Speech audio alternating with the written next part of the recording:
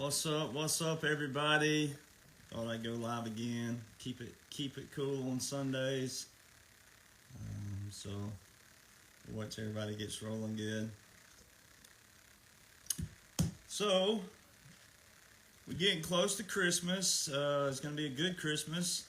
It's going to be a good New Year as we roll into 2025. That is so hard to say. A quarter of a century that we'll be in. I remember whenever Y2K took place and everybody thought that the world was going to end financially between 1999 and 2000. Who remembers that? It's funny how there's so many doomsday people out there, but they don't ever pay attention and they don't know much ado about anything, much ado about the law, especially. But let's talk about what everybody's watching right now. So I always feed off of a lot of the messages I still receive by a lot of people, and I know a lot of people think sometimes I'm fiery and I'm all up in my chest and I'm always negative and all these other things. But the thing is that if you're watching me, then you've discovered me. But look at all the people who have no clue what's going on right now. They have no clue what they're watching is not even real. There's parts of it that are real, yes, but the majority of what you see on TV is all central casting. It's all the greatest show on earth. All right, you're literally watching the greatest show on earth. Thank God, because if we had to go back through any of this again, I think that a lot of you patriots are going to be popping some lips and cracking some heads with some fists if we have to go through this again. So there's that. All right. So, I hear a lot of messages from a lot of good people, and they'll say, well, I don't know who to listen to. I don't know what to believe. Well, here's the deal. If you're that person, then you have too much clutter in your life. Now, once again, I can't tell you how to live your life, but you have too much clutter in your life. Now, the law, you don't have to be a lawyer to know the law. You don't have to be a judge to know the law. You don't have to be anything special to know the law. To practice the law, you have to be a lawyer or a judge. But to know the law straight up off the top, here's your Department of Education right here. We all have the same right here. It's whether you use it or not. That's the problem we have right now. The problem that Americans have are materialism and entitlement. I have a master's degree from Colorado State University. It don't do a thing for me if I don't put it to work right here. It's just a plaque on the wall that shows that I could go into a classroom and pass some professor's curriculum based off of their ideology.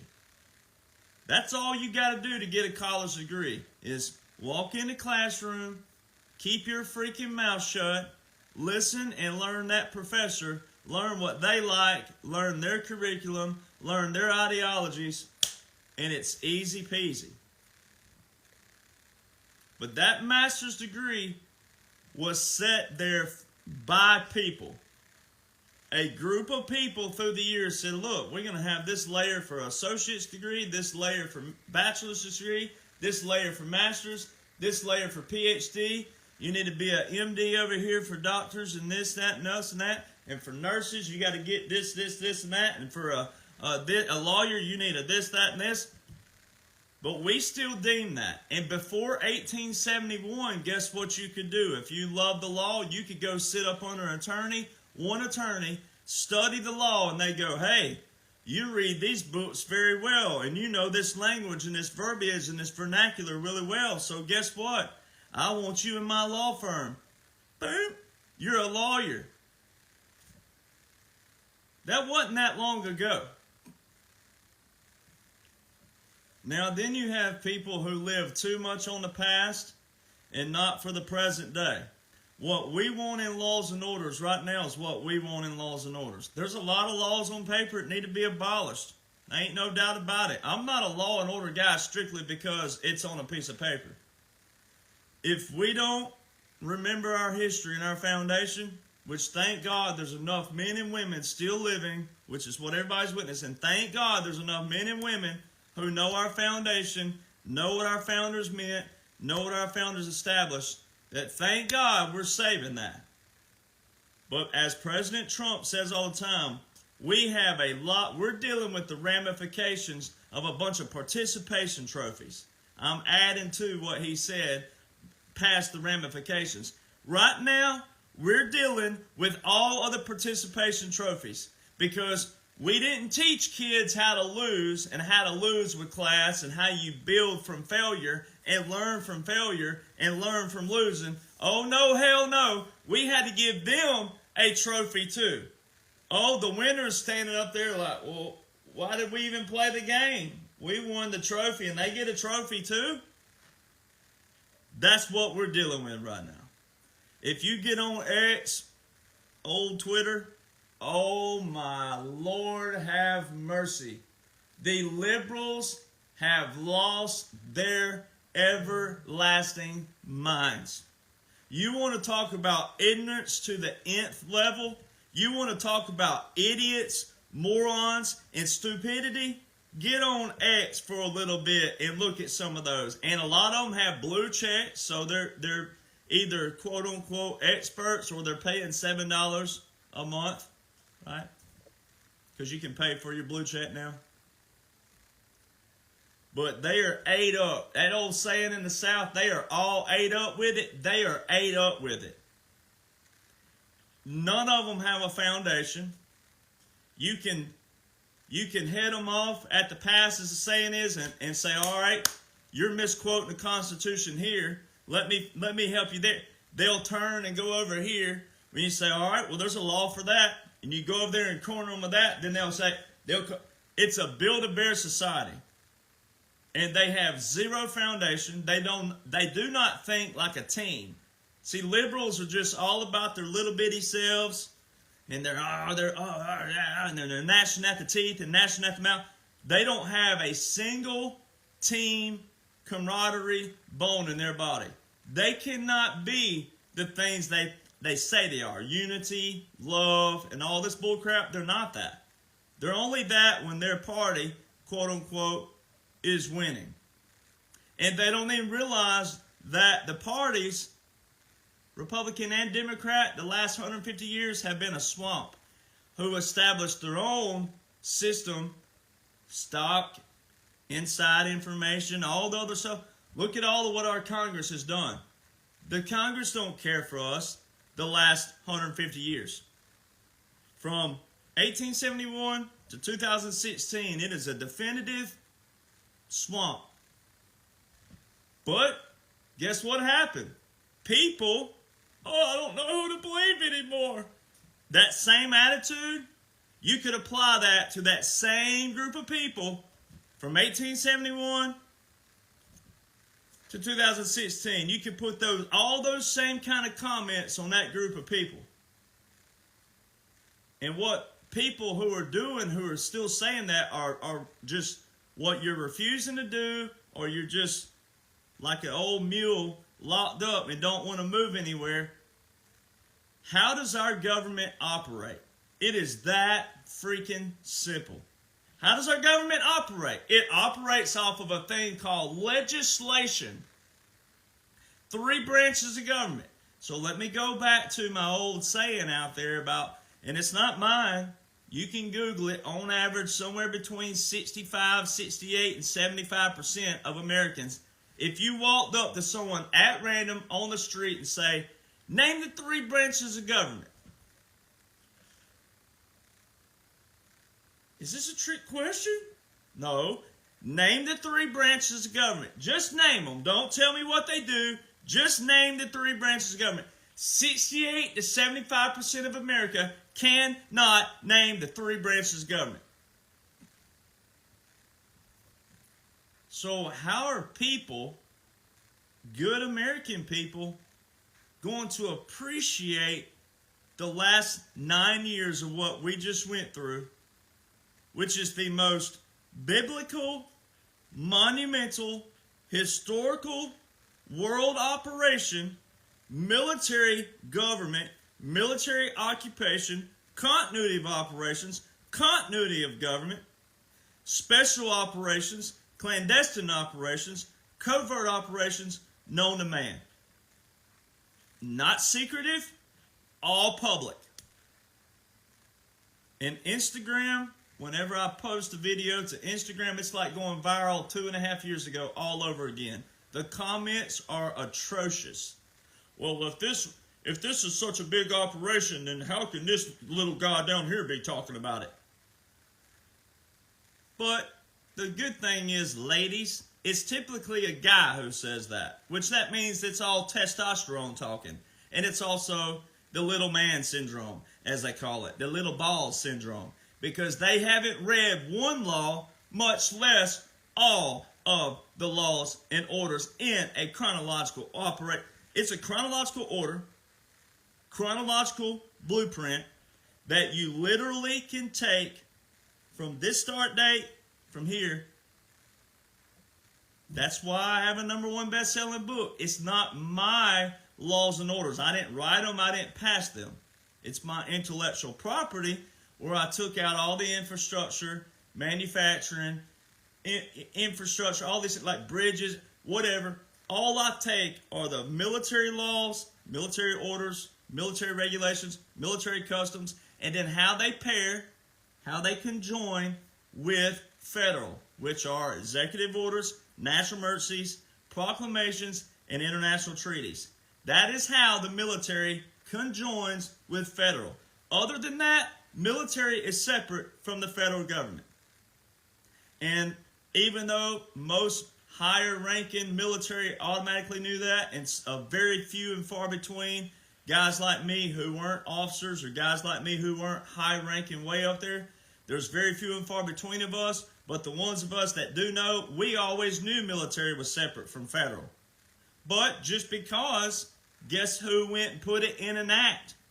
That would be the 2016 Supreme Court, which would have been the more liberal Supreme Court, even though it's not supposed to be, oh, Trump Supreme Court versus Obama's and Bush's and Clinton's. No, it's a Supreme Court. But the more liberal Supreme Court went and put it in the Military Justice Act of 2016. Specifically says that military laws and orders, basically courts, which are laws and orders, military courts are separate from federal. So see, people out there are, you're experiencing the spiritual warfare and you're experiencing the informational warfare. It's a double at one time. And we have people in history that have proven that, well, where we get the saying, drink the Kool-Aid. Well, old dude convinced people years ago that he was Jesus Christ or a prophet or whatever it was, and what did they do?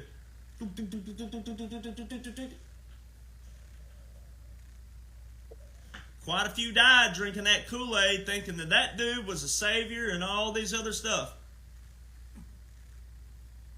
David Koresh, Waco, Texas, poor beautiful Waco, got known as Wacko, Texas for a while because of a dude bunkered up, hunkered up, had all these people believing he was something special. Now, thank God, it don't look like some of these idiots out there are trying to cult people together to do something like that. But that is what's happening with a lot of podcasters out there. A lot of them. They're in it for the money. They're in it for subscriptions. They're in it for selling all the kind of stuff they're selling. Now, we're in the capitalist market. We absolutely can do that. You know, here I am, country music artist. I had 2 Billboard hits before all this blew up.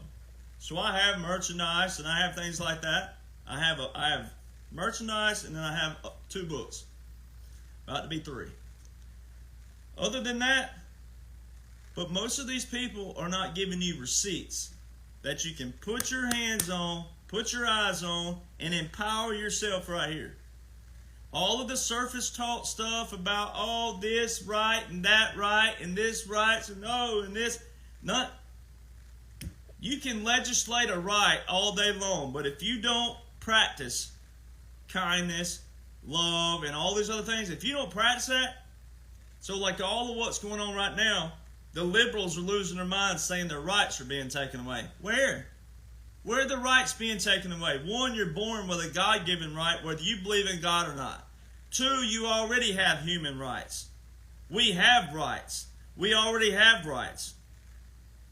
No one's taking anyone's rights away.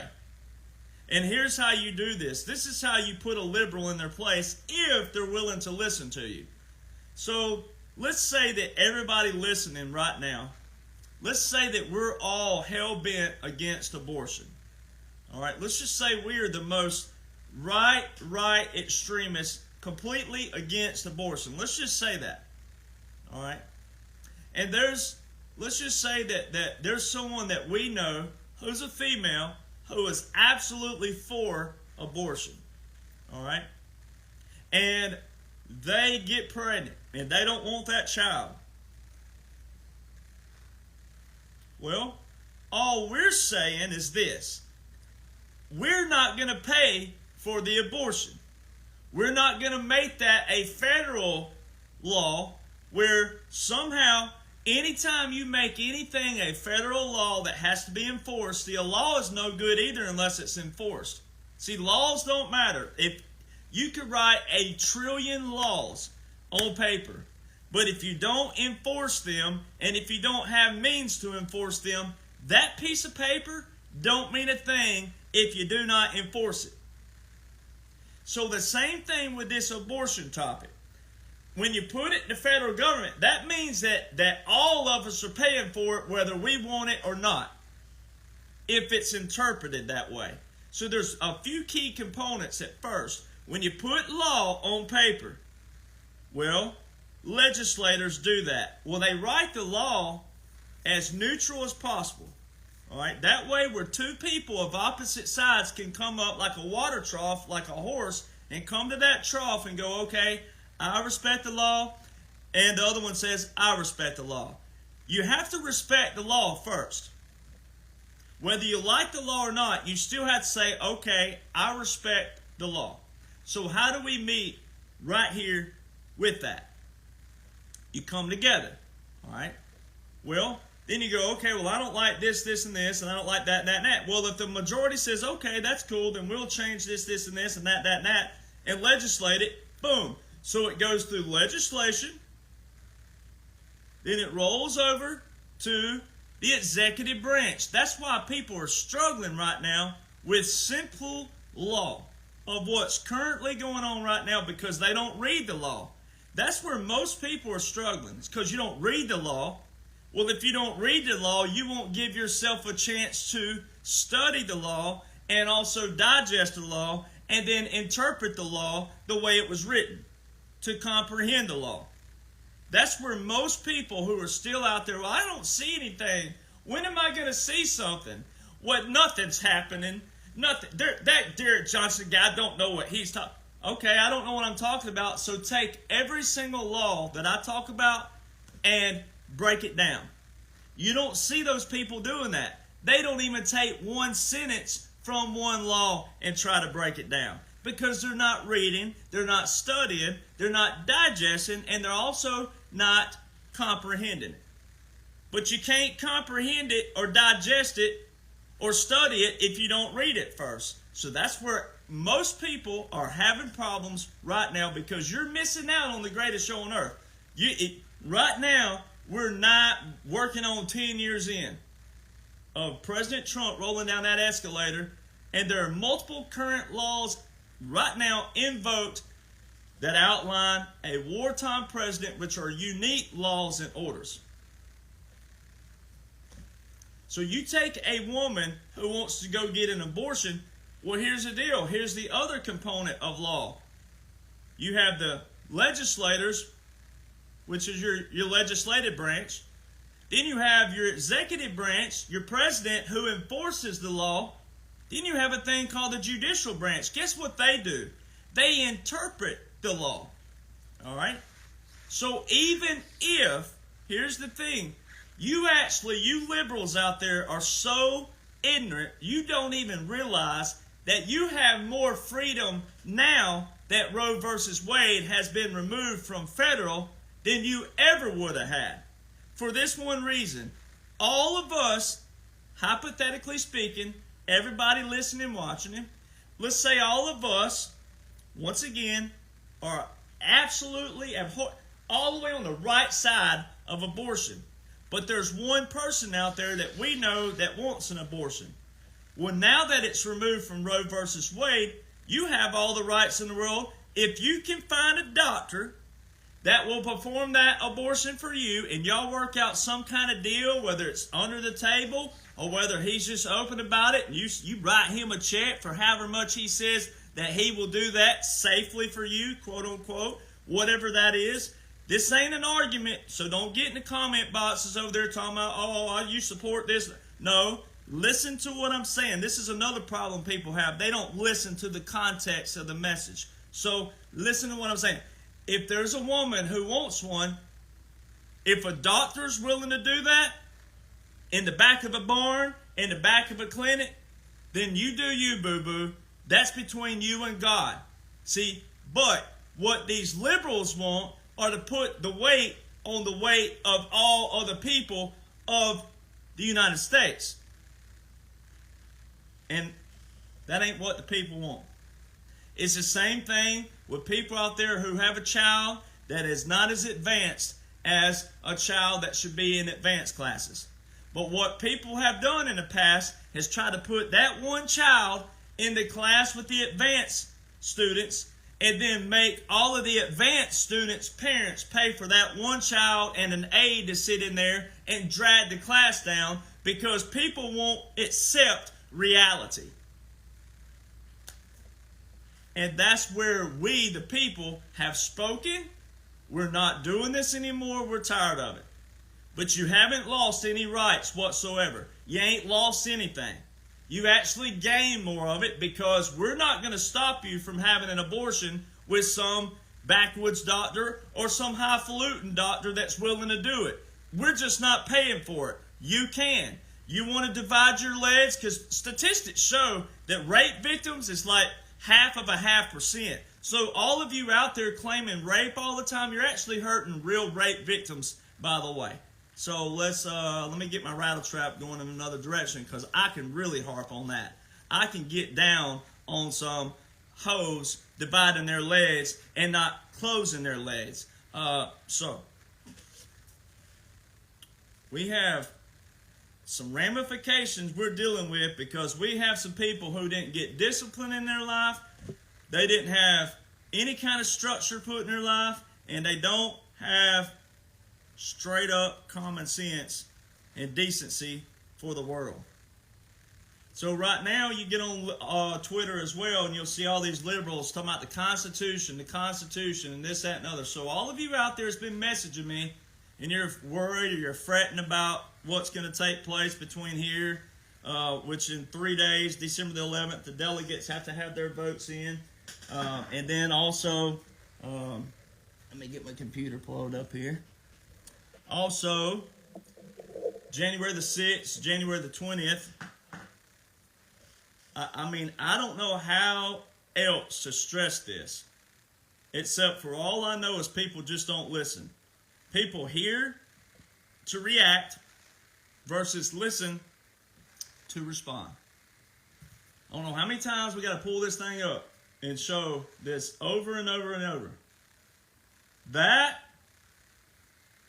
is an operation. It is a strategic operation. It's everything. That's a military government, military occupation, continuity of operations, continuity of government, special operations, clandestine operations, covert operations, unconventional warfare, subterranean warfare, irregular warfare. That right there is a strategic plan. From the start, right here, Donald John Trump knew what all of this would consist of. This is not firing off at the hip as we go and go, oh, well, guess what? We're going to be a continuous. Let's put a dash here. No, that ain't what's going on. He ain't firing at the hip as he goes. And, oh, the black hats did this today and the white hats did this. Any podcaster that's doing that, it's got to stop, man. It ain't what's happening. This is a strategic operation from the get-go. That dash was put there April the 2nd, 2023. So naturally, your libtards and your fascists and your communists and your socialists and your Marxists and all the people who hate America, they preach one way, they love our milk and honey, but they preach about another way of living. Merle Haggard song, Fight Inside of Me. You know those lyrics? Yeah, they bitch about the way of life. Remember that? They love our milk and honey, but they bitch about some other way of living. Remember that? So all of these liberals, naturally, they're going to say, oh, yeah, he's a pompous, you know what? He's an egotistical SOB. Yes, he'd put that dash there a year and 7 months before November the 5th, the date that establishes that. But when you know the laws and orders and you read the laws and orders, you don't have to read every single law. You don't have to read every single order. You need to know what this man put into place right here. And that dash means continuous. It means, hey, you love me. Hey, all of you who love and support me. Hey, all of you who claim to be supporters of me. Hey, all of you, shouldn't you want to know what I do for you? Shouldn't you want to know what I do and did and have done and still doing? Shouldn't you want to know the president's role, the chief executive officer of the executive branch? Shouldn't you want to know that? Shouldn't you want to appreciate this man even more? He never left. Shouldn't you want to know that this is constitutional by law? That this was not a coup or any kind of unconstitutional process? Shouldn't you want to know that?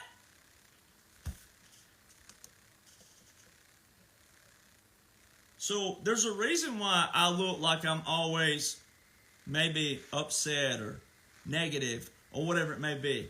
Because we have so many people who will not declutter, stop, shut up, and read. All you got to do is know what this man's role is as a chief executive officer of the executive branch and the laws and the orders currently invoked and in place. And we're on the home stretch now. The worst part's long gone. We're on the home stretch now. What you're watching now is just the remnants and everything else and getting everything ready to roll.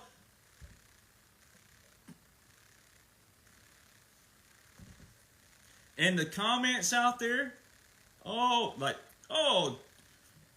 Jonhson, Donald Trump is getting older. Don't you know you shrink when you get older? You get shorter.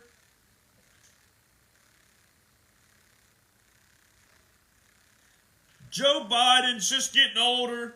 His ears. I mean, we have some lazy Americans. We have complacent Americans.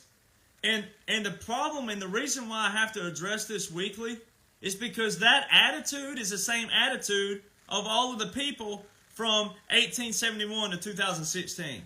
So a lot of you out there, a lot of people are not learning from that. A lot of your friends and family.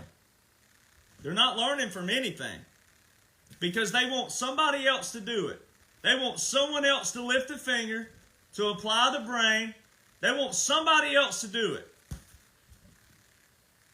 And that's where we got in trouble. Thank God right now, the somebodies, they're all in charge of this operation, all in charge of this mission, all in charge, all of the people like me who knows what's going on and knows what's at stake and knows what's taking on. Thank God there are people who actually care for you and will do it for you and remove all the idiots and all the riffraff and drain the swamp and actually establish good workers and establish everything that will make our children's prosper. Thank God for that. Thank God. But the but is once all of the people who think like me die out, well, if it's not passed on, and if people everywhere do not get on board with constitutional bylaws, all laws, the ones that matter towards our foundation and our Constitution and our Declaration of Independence, then you're right back in the same boat of all the crap that we just went through in your lifetime, my lifetime, all of us. We're right back in the same boat. And with the population where it is, and with all the liberals out there, one liberal, one freaking liberal will outwork 100 patriots 90 to nothing. They will out yell you. It don't matter that yelling is, the loudest person. No, it don't matter about that. One liberal will outwork 100 patriots like that. It beats all I've ever seen. The laziness that we have in this nation, and the people who just want to hop on something good but don't want to put in work with it. Oh man. So I do podcasts based off the messages and the comments that I receive. And I also receive comments and messages from friends and family and different people who want me to do videos for their friends and family. To go, hey, what are you doing? Wake up. You got to read. You can't comprehend something until you read it, study it, digest it. And it depends on where you are. You may have to study the definitions first, or you may know the definitions and you just need the blueprint to see where they're all laid out. Only you know who you are out there. But there most certainly is an operation taking place. That right there means continuous. I never left you. I'm 45, 46, and 47. Now, when President Trump says stuff, that's where people get thrown off. President Trump, RFK, all the Trumps, all the people like Dan Scavinos, the people up there, they are under NDAs. They're in a whole different league than someone like me. All right? So that's where you got to understand that. You got to understand whose roles are what and whose are whose. All right? I'm not a Trump. I don't have Secret Service. I don't have any of that. Okay? So you got to understand that. So you'll hear people out there, oh, well, President Trump said today that when I'm president again. There's a difference between a wartime president, commander-in-chief, and a president, constitutional, by laws and orders. See, a lot of people walk around going, that's my commander-in-chief. No, he's not. He's not your commander-in-chief. He will never be your commander-in-chief if you're not a veteran or if you're not in the military. Sorry. Now, that sounds finicky and hen-pecking to the average person, and it is in a certain conversation. But in this conversation, where you outline the difference in a wartime president, commander-in-chief, and a regular constitutional president, that's where they're separate. He is the commander-in-chief of the armed forces. All right? And that's the way it always will be. And when the armed forces are doing their thing domestically or foreign, he's the commander-in-chief of that. He's never your commander-in-chief. So, now, if we were in a conversation sitting around the campfire and you go, that's my commander-in-chief, and we run in some big conversation about laws and orders and all the operations going on, am I going to pick something with you? No, I'm going to let you say that. But when we're in a actual outline blueprint, layering this out for people, he is not your commander-in-chief and won't ever be. So you got to know the context and the delivery and the topic and the subject and how the form of what I'm talking about. So let's show some people some stuff, all right? Real simple. I pulled all this up again. Yeah, I know it right off the top of my head easily. Top of the dome, I can roll. But Americans have seemed to forget our foundation. Our founders are the one that established the Electoral College, first off. And it works. Every time we've added a state through the years, it works. It works perfect. And what's humorous about what y'all just witnessed is Joe Biden, after the election, even though he's not real, people say, what do you mean he's not real? I'm like, he's an actor. He's central casting. If you cannot see that, and if you're one of those people that says that's just aging and this, that, and other, you need more than God. You need help. You need a lot of help, and I can't help you. obviously I can't help those that just cannot see that dude was already with gray hair, detached earlobes. So if he's aging, he already had gray hair, and he already had wrinkles. He already had that. So you have no excuse out there to say, oh, he's just aging. He was already aged. He was already with gray hair and wrinkles. All right, your ears don't just mysteriously grow together. I don't know a single man who's ever gone to any kind of plastic surgery, for one. I don't know a dude who's even been to plastic surgery for anything. Two, I don't know any man who's gone in and say, I'm tired of these attached earlobes. I think I want some attached now in their 70s. All right.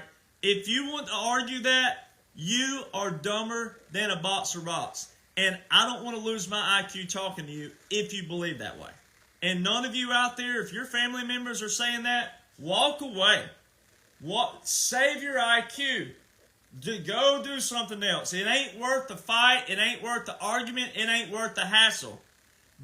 There is not any kind of specialist in the world who can study their IQ. It is dust. All right, so what's funny is they made Joe, the actor, central casting actor, say what liberals would never have said, Democrats would have never said. Because if you'll remember, all of you who are living, go back to 2000 during the Miami fiasco, down in South Florida fiasco with George Bush and Al Gore. If you'll remember the newspaper days? They already printed Al Gore wins. Already printed newspapers galore. Al Gore wins. Well, there's these little things called Chads back in the day. All right? And they went in and, oh, George Bush actually is the winner. All right? Well, guess what was going on back then? Well, Al Gore was the popular one amongst all the liberals and the Democrats, etc., etc., etc. Janet Reno, Hillary Clinton, Bill Clinton, Biden, all of them in that era, guess what they wanted to do? We need to abolish the Electoral College. It's outdated and doesn't work. Blah, blah, blah, blah, blah. We need to go by popular vote. And what did they make Joe Biden say after this election? We need to put it to rest about the Electoral College. It has worked well in every election in our constitutional process. Blah, blah, blah, blah, blah. We need to put it to rest about the Electoral College being abolished. See, in a special operation, you take the enemy's game plan and you flip it on them. You take all their verbiage, all their symbols that they use with their hands, and you flip it on them. And all of you out there, I've heard it, people saying to please address this. When President Trump's sitting there like this, that is a spearhead from special operations. That's exactly what that is. And the point that he did with Joe Biden the other day, quote unquote, Joe shaking his hand, the point, that's the famous point.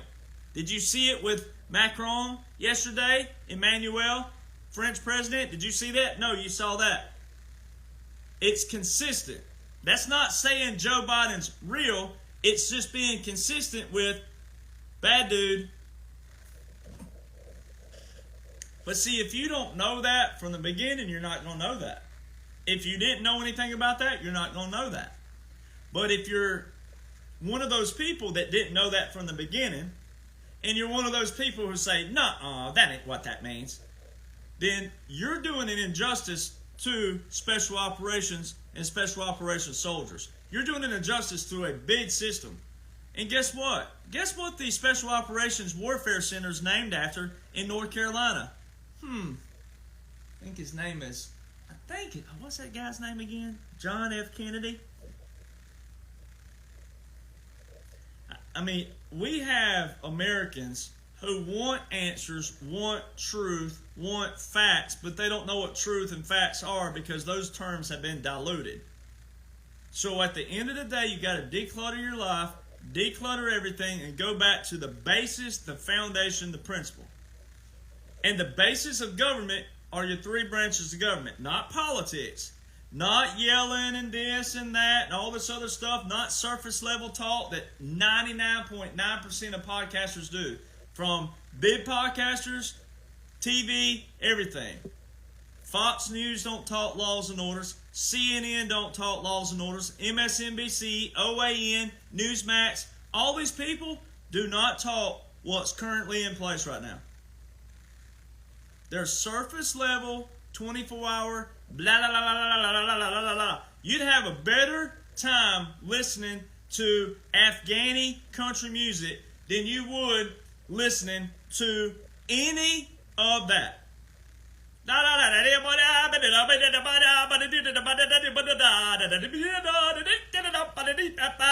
You'd have a better chance of learning laws and orders listening to what I just did there than watching Fox News, watching CNN, MSNBC, OAN, Newsmax, and all them. They don't tell you anything to do with laws and orders. One law, much less all of them. And what the president's role is and what he's doing, what he's up to, and what he's signing into law. They don't do that. They don't break it down for you. You have to do that. And that's where you empower yourself, and then when your congressman or woman does something they ain't supposed to be doing, then that's how you hold them accountable as a majority. You all walk in there to their office and go, nope, you ain't going on lunch break right now. Sit your butt back down. This ain't what we voted you in for. Why did you pass this right here? That's how you hold congressmen and women accountable. The Constitution was not written for me and you on an active basis. It was written for me and you to hold Congress accountable for their actions. And based on what we the people want in laws, in orders, and what we need in the economy and infrastructure and manufacturing and all these things. It is for us to hold them accountable. So when you hear someone out there saying, oh, you're not a constitutional this or you're not supposed to be. You ain't supposed to be any kind of title to know the Constitution but an American. You ain't supposed to be any kind of title to know the Declaration of Independence but an American. Real simple. It ain't got a thing to do with race, color, nationality, ethnicity, none of that. Has not a thing to do with it. It's about buying into America, the foundation, the Declaration, our military, our Constitution. And all those out there yelling racism, homophobism, and all that, they're the ones keeping it going. They're the very ones. The ones that yell the loudest are the ones keeping it going. So I'm going to show you. I posted a post, I think it was yesterday. There's an article out about Russia. All right. And Russia stopped a cartel for Colombia from smuggling drugs into Europe. All right. Now, if you went up to the average person on the street and asked what's going on with Ukraine and Russia, they'd tell you Russia's the bad guys, especially liberals. Liberals are the dumbest individuals on the planet. They are. And I know a lot of people don't like the word dumb and stupid, but they're the most ignorant people on the planet. They don't have a thing. They know nothing about the Constitution. They don't know anything about it. They butcher, twist, manipulate, misconstrue everything to do with the Constitution. That's what liberals do. So let's run down Russia really quick because someone asked me to do it again. Will I run down what's going on with Russia and Ukraine? All right, here's the deal. All right, why did a group of men in the 80s tell the Soviet Union they needed to bust up into different nations? That's the layman's terms. All right, now there's a lot of layers there, yada, yada, yada, yada, yada, yada. Right, a lot of layers. But here's a short version. All right. There's that in the 80s, the Cold War, etc. Mr. Gorbachev, tear down that wall. Remember that? All right, so 89.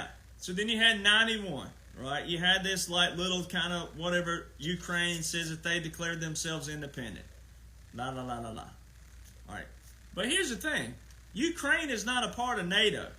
This is where people trip up.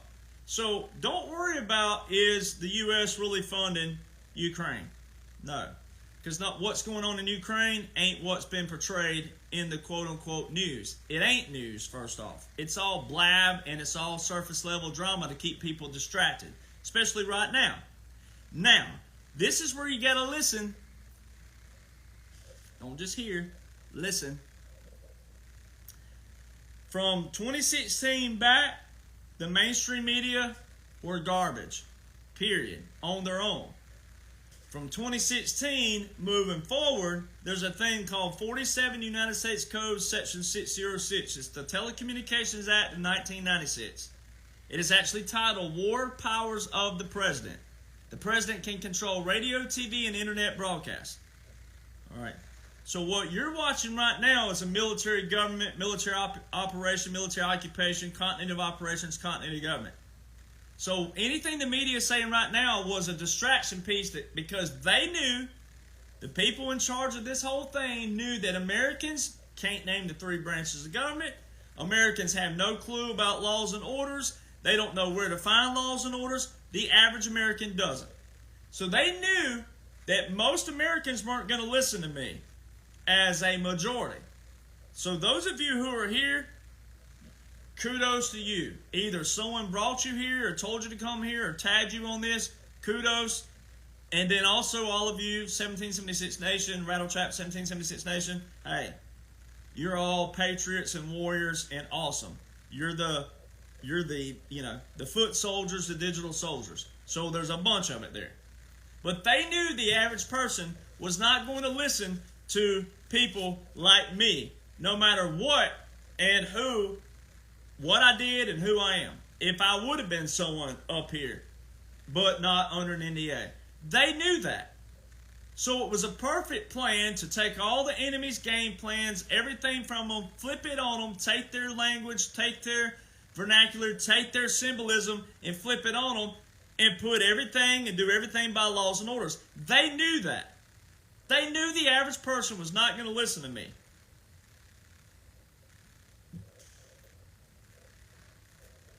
But they knew the average American would stay distracted because nothing would change in the eyes of that average American.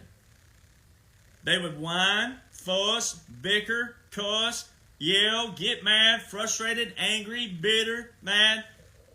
I know people, look at him, he's so dumb he can't pour piss out of a bucket correctly. Right? Thinking Joe Biden's real. I've heard it from people I know, and I don't care. I don't care if they watch me. I don't care. I've heard people say that. Look at that sorry son of a bee. He's too dumb to pour piss out of a number 5 wash tub. Talking to Fox News as if Fox News can hear you giving your opinion on what you think you're looking at. I've heard that by people that I even know. So they knew the average person was not going to go, oh, I bet there's a series of laws and orders in place that are current and in vogue, and they work in a blueprint, a chronological order. That they knew the average person wasn't going to know that. Or even seek to know that. Or even know how to know that, or know how to look that up, or know how to put that together. So that's why you'll hear people out there saying, that Derek Jonhson, he don't know what he's talking about. That's a bunch of hogwash. That law don't work that way. That order don't work that way. And they never, the people who say that, never take one line of one order and try to, quote-unquote, debunk me. But they'll sure tell you all day long that it's a lie, it's false, that's misinformation, it don't mean that, it don't mean this, it don't work like that, it don't go like that. They'll tell you that all day long. And their negativity is the same thing as Fox News. Afghani country music.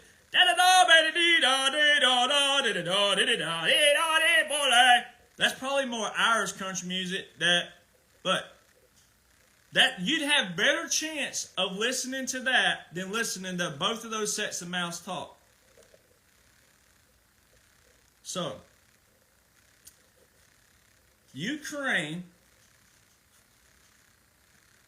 from 2005 to 2016, it was on .gov sites. It's been reported by The Hill, mainstream, MSNBC, all these from 2005 to 2016, the Department of Defense now, the United States military, were funding biochemical labs in Ukraine. 46 of them. 46 laboratories. All right. Well, let's do some of that talk. All right, let's go back to that. All right, so 46 laboratories in Ukraine. Well, Ukraine is not a part of NATO, so why was Joe Biden quoting Article 5 of NATO's Constitution, which says when one NATO country is attacked, it's an attack on all? Well, Ukraine's not a part of NATO, so explain that. See, if people would seek to listen to that, no matter what, if you really understand it and grasp it completely, if you go put the pieces of the puzzle together, even if you can't grasp it, you could at least go, something stinks to high heaven right there. Because Ukraine's not a part of NATO. Joe Biden, they had him quoting Article 5 of NATO's Constitution the last, quote-unquote, 4 years. For a reason. All right? Then, let's look at 2014. Well, first off, before you get to 2014, it's imperative to know from May 2008 to May 2012, Vladimir Putin was not the president of Russia. He was prime minister, but he was not the president. So that's very key. Fast forward to 2014. Obama had 4 executive orders for Ukraine. 3 in the month of March 2014 alone. All right. So, unusual and extraordinary threat, and declared a national emergency. Why? Now, how come the American people weren't talking about all the laws and orders then? How come American people weren't knowing about an unusual and extraordinary threat in Ukraine? How come all of a sudden everybody's oh, I'm an American, I gotta know. All right. Well, you might want to go back a little bit.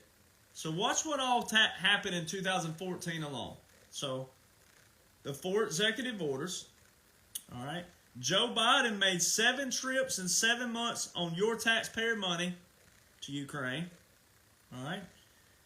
Then you have Victoria Nuland, who was working for the Biden-Obama administration then, right?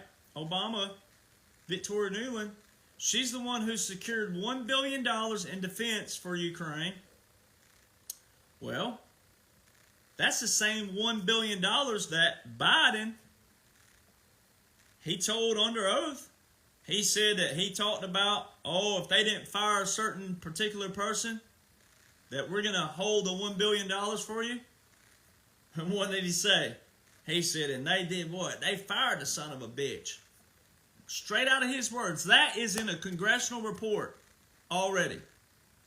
You have to collect the evidence. See, a lot of Americans, y'all want it out right now. Now. You got to collect everything. It takes time. Yeah, does it suck? Yes, it does.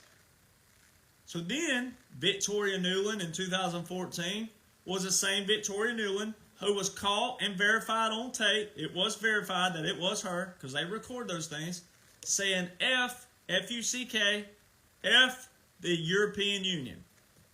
That's not who she wanted to be saying that to back then. That was their own people. She was saying that and didn't think she'd get caught. Also in 2014, they only had 1 of 2 rounds for an election. They kind of had a snap election. Only 1 round of the 2 rounds, and they got their guy in. 3 days later, Obama calls and they congratulated.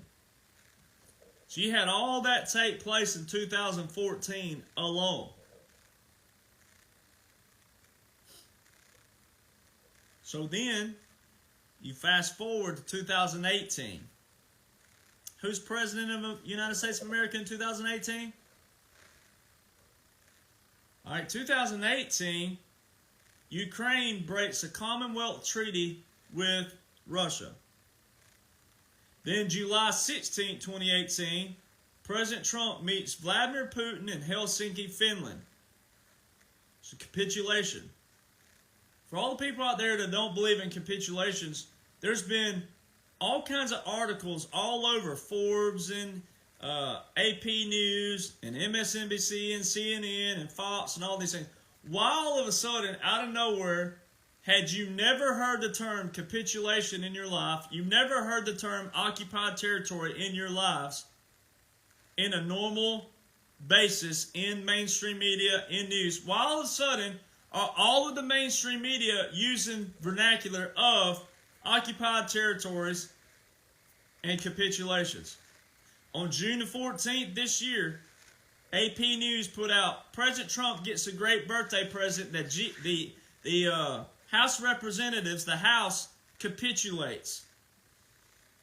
If you walked up to the street at random, average Americans say, I need you to define what capitulation means and occupied territory in the military. Name it. Define it. What does it mean?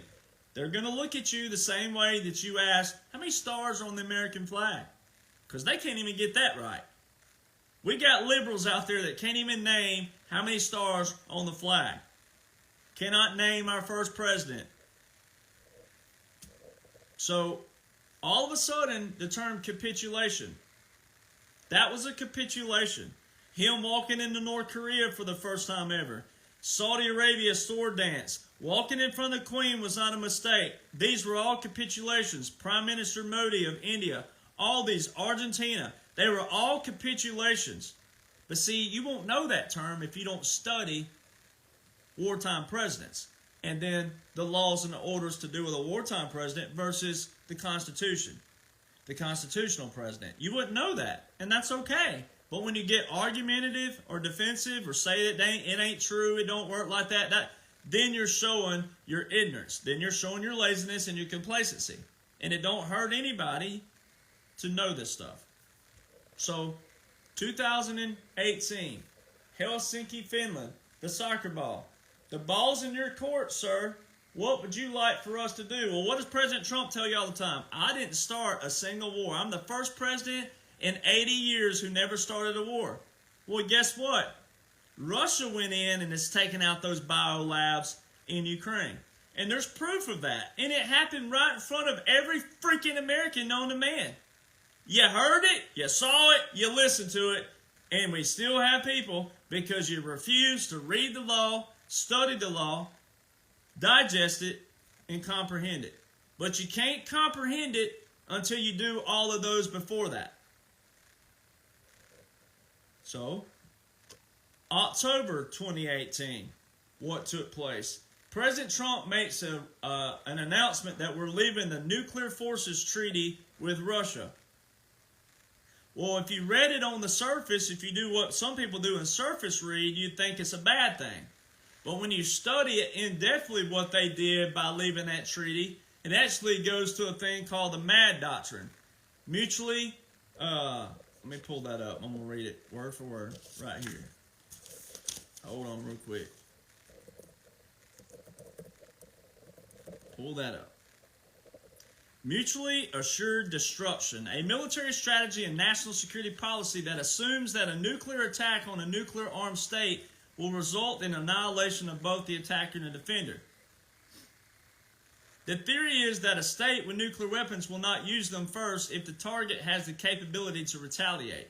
So what ends up happening, though, with the MAD Doctrine, if you go read it in-depthly, it actually comes to basically a stalemate, where it's the two people have the same capability, so they come to a standoff. That's exactly what takes place. So leaving that treaty was a good thing. That all took place in 2018. Now fast forward. You think if you walk to the average person on the street and say, what do you think is going on in Russia and Ukraine right now? They can tell you what mainstream media told you. It's not true. All right? In 2022, February, Russia went in there and taken out these biolabs. All right? March the 8th, 2022, Victoria Nuland, quote-unquote. What are the odds that Victoria Nuland is the undersecretary for, quote-unquote, Biden? What did President Trump tell you? They keep resurfacing these people who should be fired in all these places. They did that on purpose. It's all an operation. All of what you're witnessing in this right here is a continuity of operations with the Congress. It's central casting. So military has an operation and Congress has an operation. But for the people that don't know that, they had to see certain things. That's where you, if you want to know, you can separate it.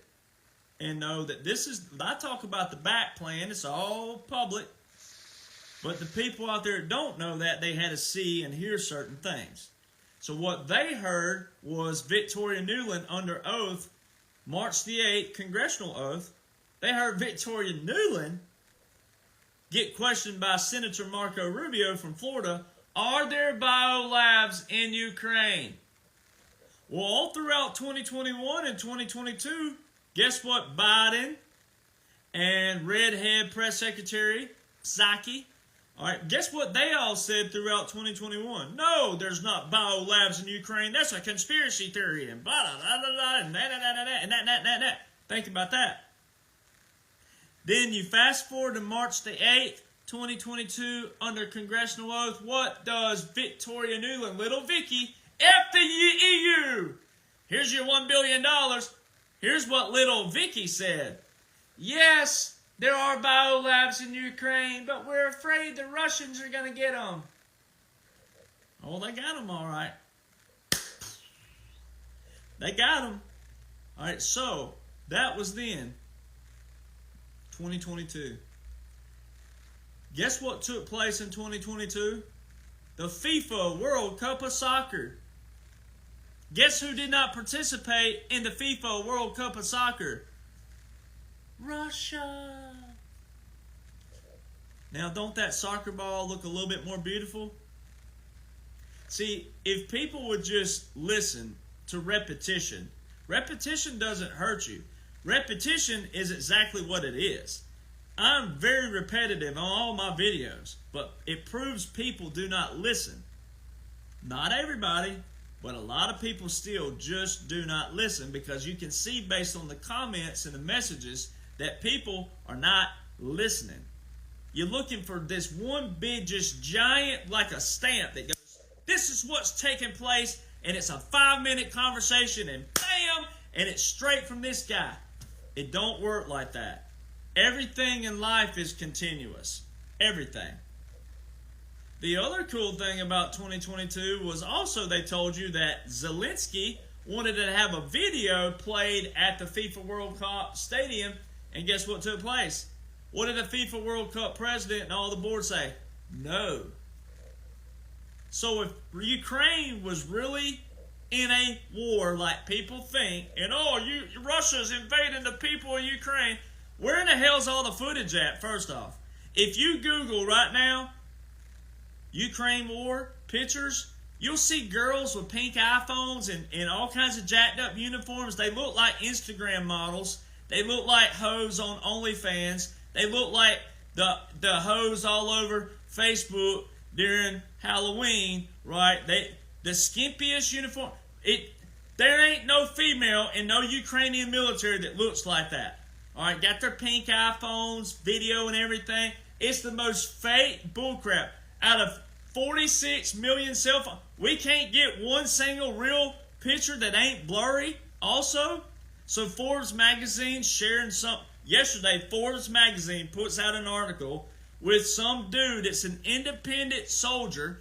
All right, all his photos are blurry. He's got a buymeacoffee.com website up, which is a donation link, and got a regular Gmail account.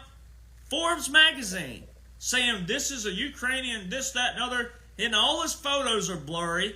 It looks like all the people out there that believe in Sasquatch. We got the greatest technology in the world, and there's Sasquatch exists, and we got them on video. Why is it always blurry as hell? Why does it look like Jack Daniels on a Saturday night? The Jack Daniels, who actually brewed his own brand, right? That Jack Daniels. Why does it look like his vision on a Saturday night down there in Lynchburg, Tennessee? Why does every photo from the actual people they say is over there, why are they all blurry? Explain that. And then the ones you Google, they're all Instagram hoes and models, and it don't look real at all. Explain that. Where's the live footage at? And why is Anthony Blinken playing Keep On Rocking in a Free World in a bar in Ukraine? Explain that. I mean, that's how funny this stuff is. It's that funny, it's stupid, or it's that stupid, it's funny.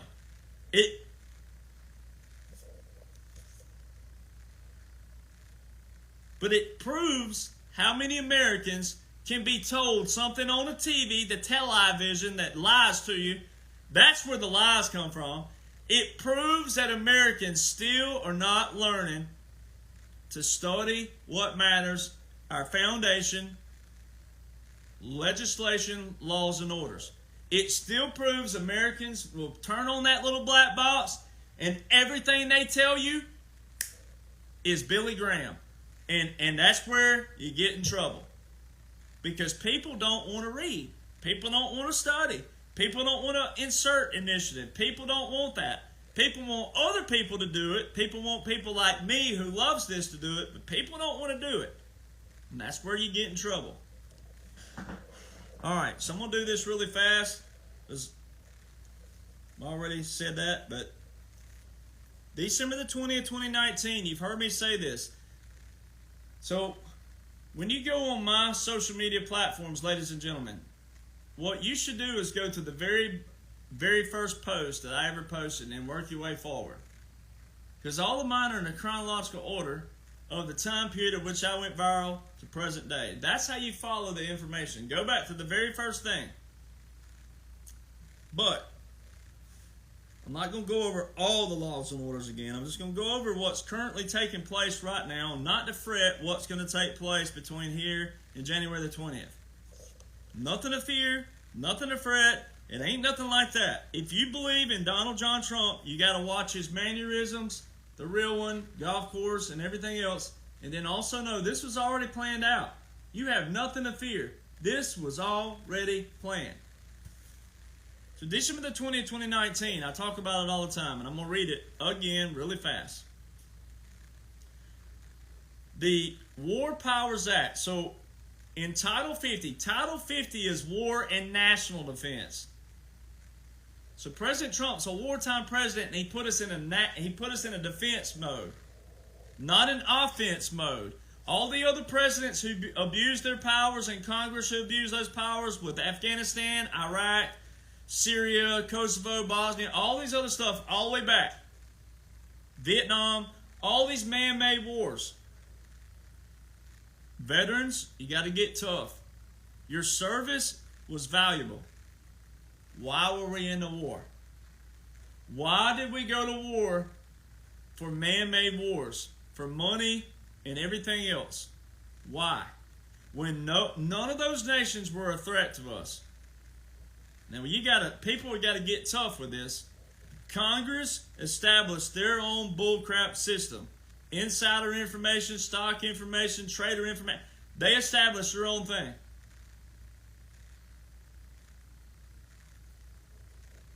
So let's go to this. Title 50, Chapter 33. The War Powers Resolution Act of 1973 was an amendment to the 1941 and 1942 First and Second War Powers Act. Every president since 1973 says the War Powers Resolution Act is unconstitutional because it was Congress trying to limit what the president could do. Now, the Constitution does say that it is the Congress who declares the wars, but it says it left all this open. It left the Commander-in-Chief as the head of the Army and the Navy. So, our founders would have never dreamt that people couldn't even tell if they were a boy or a girl these days. So they definitely never would have thought that there'd be a discrepancy between lawyers and legislators and congressmen and women trying to control their little own system and keep the people and American people at bay and blinded from all of their crap and phony and fraudulent things that they were doing. So that's why it takes strong people of courage to stand up and go, no, this is how it's supposed to be. This is what it's supposed to read. This is what it's supposed to do. So see, section 1550 was not in Title 50, Chapter 33 until Donald John Trump and the Congress put it there. The other thing about executive orders is a president can issue an executive order, but if it's unconstitutional, Congress can address that. So see, a lot of people are struggling with that because people just will not go read and study what is an executive order, what is a national emergency, what is an executive order with a national emergency, what is a proclamation. You know, you got to go read that stuff. And once you learn that, and then you read all the chronological blueprint, it's going to click and it's going to make sense. It's not difficult. You make it difficult because you won't study the verbs, the vernacular, the verbiage, etc. All right, so here we go. Section 1550. This is how you tie all this in. Not later than 180 days. Well, let's go back. Section 1550. Reports and briefings on use of military force and support of partner forces. Now, not later than 180 days after December the 20th, 2019, and every 180 days thereafter, the President shall submit to the Congressional Defense Committees. I'm going to skip over a few things. Against those countries or organizations described in such law, as well as any actions taken to command, coordinate, participate in the movement of, or accompany the regular armed forces or irregular military forces of any foreign country or government when such forces are engaged in hostilities or in situations where imminent involvement in hostilities is clearly indicated by the circumstances during the preceding 180-day period. So it puts a bookend on it every 180 days, meaning like you cover it on the front, you cover your ass. Cover your front, cover your ass. So it says not later than 180 days after December the 20th, 2019, and every 180 days thereafter. And then it says during the preceding 180-day period. So it means you cover all aspects. Donald John Trump and the Congress put that there. It gives you a date actually in it. December the 20th, 2019. Now, Title 50 is your war and national defense. Chapter 33 is your War Powers Resolution Act. So that's Title 50, Chapter 33, Section 1550, which is 1550 is in Chapter 33. Chapter 33 is in Title 50. That's how you break that down. So it's like the Bible, where you have a book of the Bible, then you have a chapter, then you have a verse. All right. It says not later than 180 days thereafter and every 180 days thereafter. So let's do 180 days from December the 20th, 2019. That's June 2020. Well, guess what took place in that first 180 days? Executive Order 13912, which federalized 1 million reserve components to active duty. Executive Order 13913, which is a telecommunications executive order by President Trump, which also mentions Executive Order 12333 inside of it, which is the assassinations executive order about assassinations, legit assassinations. All right. Well, telecommunications ties into your Telecommunications Act of 1996, which is 47 U.S. Code, Section 606, which is war powers of the president. The president can control radio, TV, and internet broadcasts. Mainstream media. Distract the people. Keep them distracted. They're going to fall for it because they don't care about laws and orders. They don't care about a guy named Jonhson who knows the laws and orders, that has a finite blueprint, chronological order that separates everything except for military and federal government of the military government, military occupation, continuity of government, continuity of operations, clandestine operations. It's got all that to a T, but the people don't care about that. They'd rather argue, fuss, bicker, gripe, complain. They'd rather be upset, angry, bitter, unhappy, and sad, and frustrated. They'd rather be that than actually take time out of their day and study this little bitty blueprint, and then they wouldn't have to be all those emotions, but they love drama. Americans love drama. They love watching some old sagging balls give some old woman a rose to stay on a TV show. They love watching that. Truth is truth. Also in the first 100 days, Executive Order 13919. All right, now, that article that was shared with Russia yesterday, Russia busting a cartel, $55 million worth of cocaine or some pink powder. All right, that shows Russia is a part of the drug trafficking war right now. Good guys. Because Donald John Trump is the one who put this into action. He enforced the laws. All right. Obama had an executive order in place for transnational crime, but guess what he didn't do? He didn't enforce it. So President Trump reissued some executive orders, which we're about to go over. This will show you how the world is most certainly, in an operation together. And yes, there's been times they smeared three-letter agencies. They smeared Russia. They've smeared all kinds of people for a reason. It resets it, but it also gets everybody's attention the right way. Because you do know, most Americans do know something ain't right, something's different. It's not your normal 4 years. They know something ain't up. Well, if they just shut up long enough or listen to you and listen to a lot of you out there who have tried telling them, I know friends and family who have tried to tell other friends and family, if you just be quiet and listen, but they don't want to. But there comes a time when everybody will get pushed up in that corner and go, when are you going to listen? And then they finally shut up and listen. Sometimes it don't take push them in the corner. Sometimes it does. Now I'm going to read Executive Order 13919 briefly. Ordering the selected reserve of the armed forces to act to duty. By the authority vested in me as President by the Constitution and the laws of the United States of America, including Section 12304 of Title 10, United States Code, and having determined that it is necessary to augment the regular armed forces of the United States for a named operational mission, specifically the Enhanced Department of Defense Counter-Narcotic Operation in the Western Hemisphere. All right, now let's break that down. For all the people out there that say, Derek Jonhson don't know what he's talking about, it don't work that way, and this, that, and other, that. All that you still hear out there yourself, Title 10, every veteran living right now, every man and woman walking around with the title veteran to their name, swore in, as I did, took an oath that says, I, Derek Jonhson, do solemnly swear to support and defend the Constitution against all enemies, foreign and domestic, that I will bear true faith and allegiance to the same. And I will do what? Obey the orders of the President and the officers appointed over me.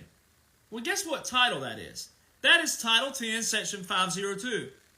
So there's not a single veteran walking around who can separate Title 10, 502 from Title 10, 12304. It's the same Title 10.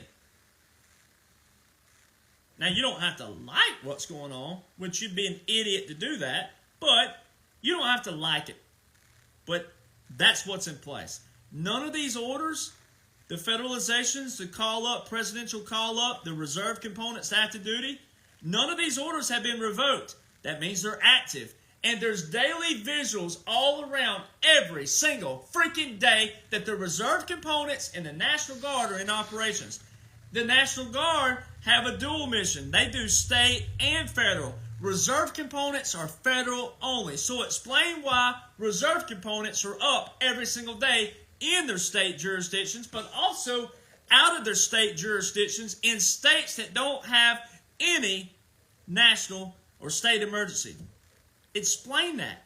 No one can, because you can't. That's how the National Guard operate. That's how the reserve components operate. National Guard on a normal basis are 1 week in a month, 2 weeks of active duty a year. Not every single freaking day of every single week, every single month, every single year since these orders were put into place.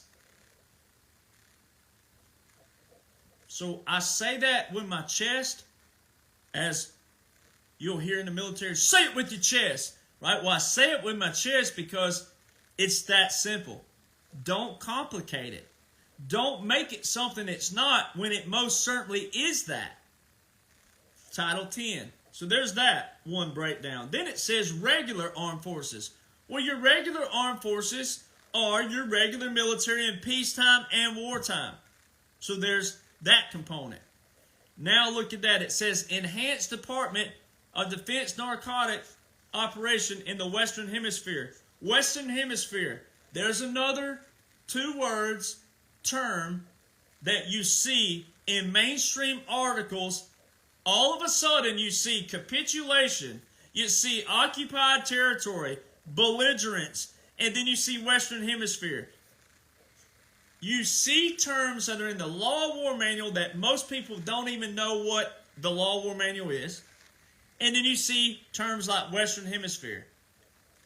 Every time you see the term Western Hemisphere in a mainstream article, it ties right back into this Executive Order 13919.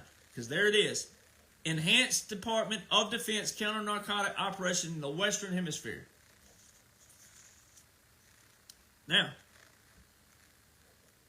your irregular forces, I'm going to come back to that in a minute. That's going to be later. But the Enhanced Department of Counter-Narcotics Operations. In 1982, it's a great country music song, by the way, if you'll go look it up. I'm going to pull this up really quick. All right. 1982 by Randy Travis, one of the greatest written country songs of all time, in my opinion. But in 1982, President Ronald Reagan established the Organized Crime Drug Enforcement Task Forces. It's called the OCD ETF. All right. And 1982, specifically October 1982, President Ronald Reagan had a speech that you can look up on Wikipedia. It's got the video on there. It's like 18 minutes long. The coolest part, though, is over on the last like 2 or 3 minutes of the video. It's the best part of the whole video. But I encourage you to watch the whole video. But he talked about an invisible enemy. We're fighting an invisible enemy. Wow. What are the odds of that?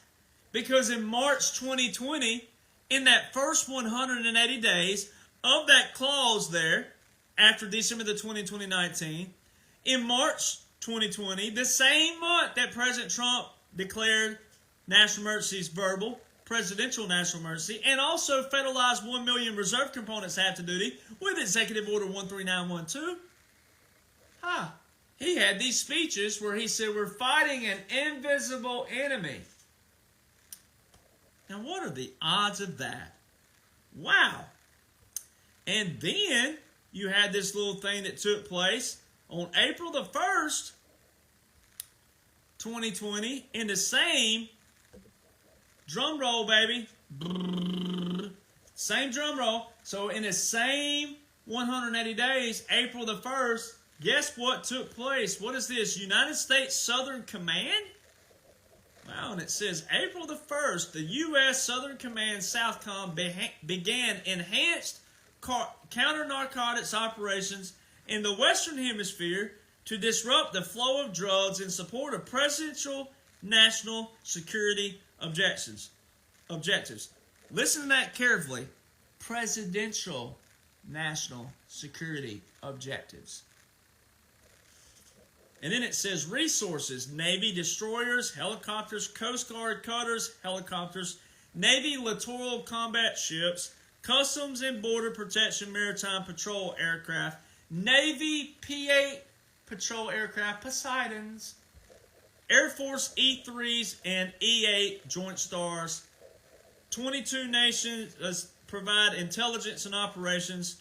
Key partners in this fight, Colombia, Costa Rica, El Salvador, Guatemala, Honduras, Panama, as well as European partners, France, the Netherlands, and the United Kingdom. I guess that's why the Netherlands have been in operations off the coast of Colombia the last especially the last 6 months that I've been watching. And that's also, I guess, why the Panamanian helicopter A Panama helicopter flying around Pennsylvania, flying around D.C. into Virginia. A Panamanian helicopter registered to Panama, not registered to the United States. That's in my documents back in 2022. Hadn't seen it active since then. Was active 2 weeks ago. Ladies and gentlemen, and there's aircraft daily all over municipal, county, and regional airports that don't have National Guard attachments to it. All kinds of Canadian aircraft. All kinds of Austrian aircraft. Austria, not Australia. And even Australian. I mean, we have aircraft daily who operate on regional, county, and municipal airports without National Guard attachments. That's not Operation Noble Eagle, ladies and gentlemen. That is this operation going on, and whatever they decide to name it in the future, looking back on history. It should be the Trump operation, because he's the face of this whole thing. You don't make this stuff up. So, then you go to the About Me section of the OCD ETF. Well, let's read that really quick. It says the Organized Crime Drug Enforcement Task Forces is an independent component of the U.S. Department of Justice. Established in 1982, OCD ETF is a centerpiece of the Attorney General's strategy to combat transnational organized crime and to reduce the ability of illicit narcotics in the nation by using a prosecutor-led multi-agency approach to enforcement. Now, catch this. Watch this. Listen. Since the creation of the International Organized Crime Intelligence and Operations Center within OCD ETF in 2009, followed by OCD ETF's inclusion of the President's strategy to combat transnational organized crime in 2011, and subsequent specific direction in Presidential Executive Order 13773, OCD ETF's mission expanded to include multi-agency investigation and coordination of all forms of transnational organized crime. OCD ETF is the largest anti-crime task force in the country, led by an executive office. Executive office. Wow. Wonder who that could be. And accountable for 500 federal prosecutors, 1,200 federal agents, and 5,000 state, local police.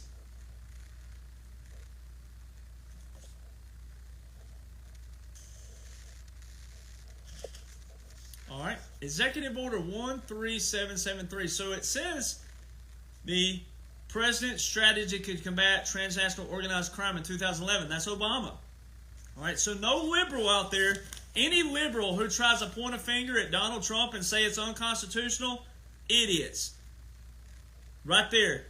That is his executive order. Now it says subsequent specific direction. Well, President Trump wrote a new executive order. When a president writes a new executive order, it takes precedent, especially if it's the same topic, but it takes precedent.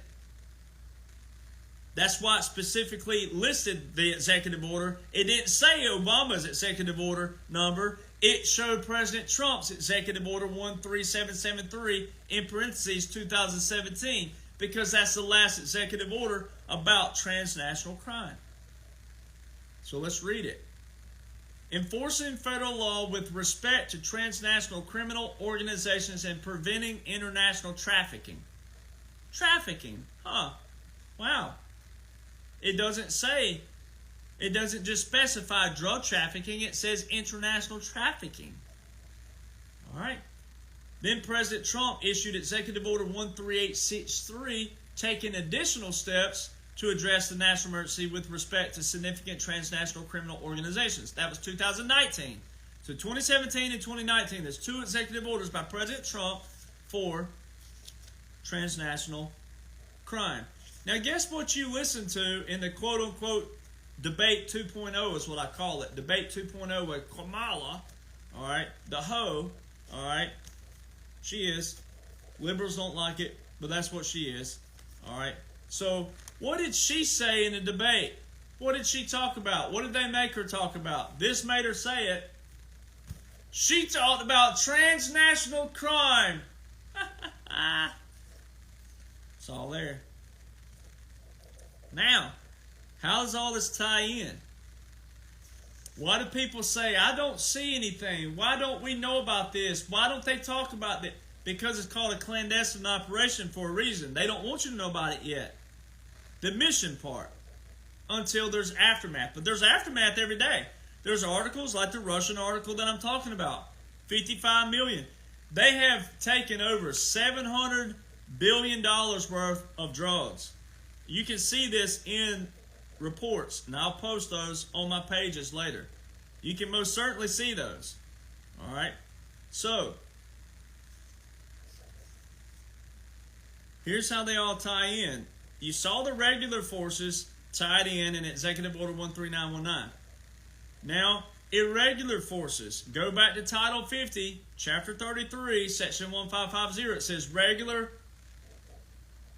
or irregular military forces. Irregular military forces, ladies and gentlemen, are armed forces that use irregular tactics and operate outside the conventional military. Partisan fighters, resistance fighters, irregular infantry, irregular cavalry units. All right, irregular warfare, I'm going to read this right here. Irregular warfare is a type of warfare where smaller, less powerful forces engage larger, more powerful forces. Skirmishes, guerrilla warfare, population influence, social disruption, and clandestine operations. It's all there. It's all right in front of you. All you got to do is go read and study those terms if you want to know. So then you take the DOD 5240.01. This thing has been butchered. Oh my God, have mercy on us. Every podcaster out there has butchered the ever-living doo-doo out of this DOD directive. You've heard them say, if you've heard this, let me just show you how this shows. That don't listen to anybody else. If you've heard this one phrase, unfollow these people. If you've heard a podcaster say that the DOD Directive 5240.01 that was published June 4, 2024, not long ago, that is the Department of Defense, that is Joe Biden weaponizing the military to go against the people. If you've heard that, that person does not know what they're talking about.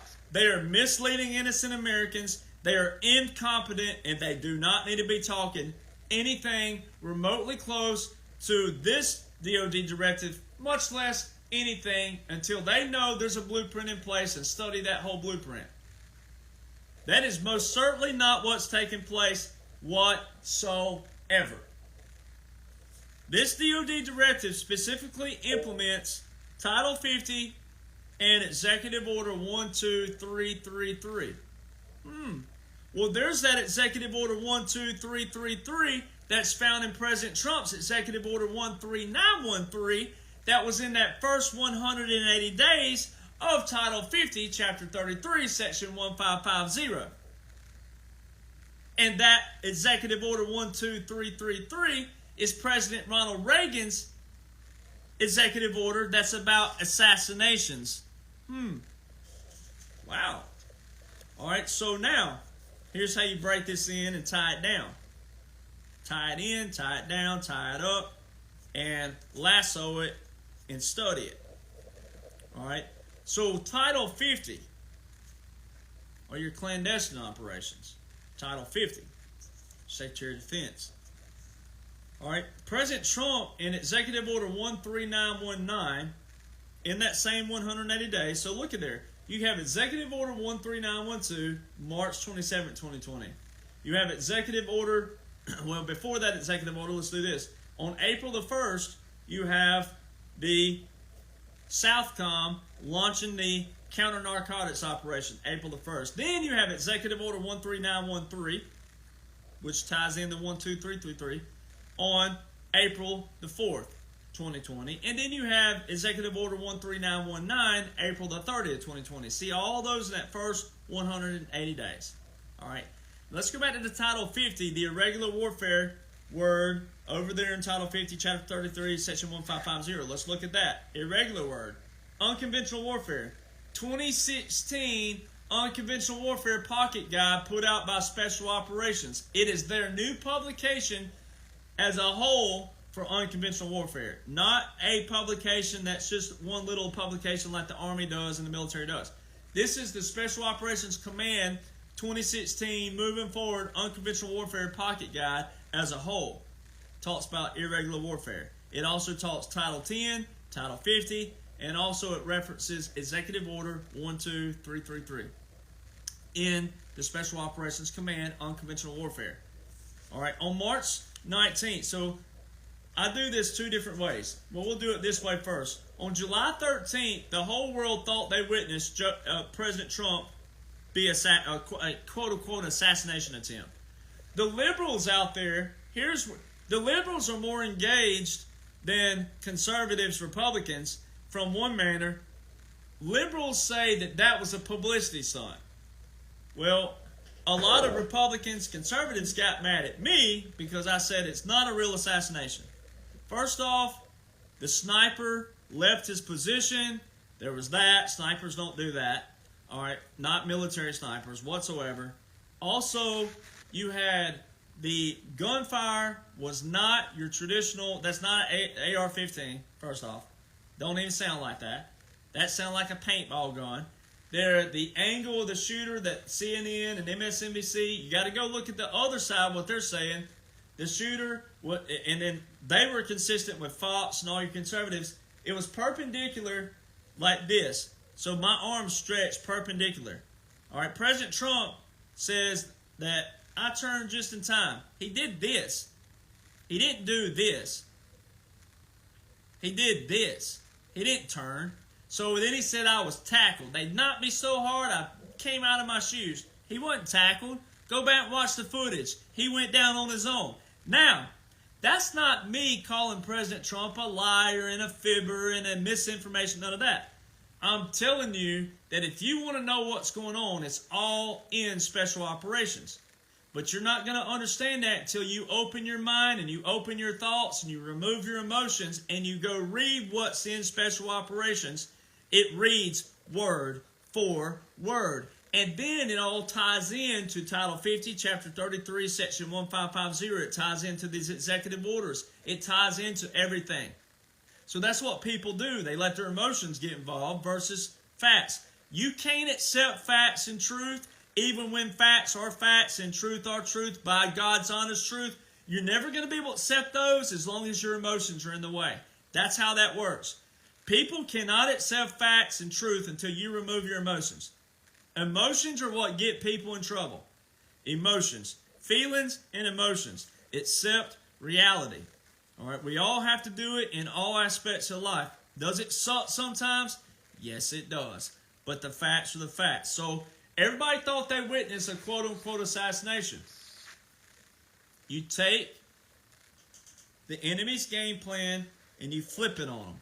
And you flip all of their quote-unquote tactics, game plans that they use, symbolizations, etc., etc. You flip it on them. Now, let's see. It's been about a month ago now. I guess it's been 2 months. I don't remember December. It's been 2 months ago. I was doodling around on Google one night trying to find something by all these different kind of keywords. It's not searchable easy. But see, the danger with putting something out there, free information, right? Then all of a sudden people run and take it. They never knew it was there to begin with, but then they go run and take it and misconstrue it and butcher it. But I did find it. It wasn't secretive unless you already knew about it. But President Trump has a lot of cases and dockets filed on the SupremeCourt.gov. A lot of them. All right. But one case in particular has a lot of main documents with it. So one case alone has a ton of main documents. Well, one of those main documents is very key because President Trump filed a document on March the 19th, 2024. March, April, May, June, July.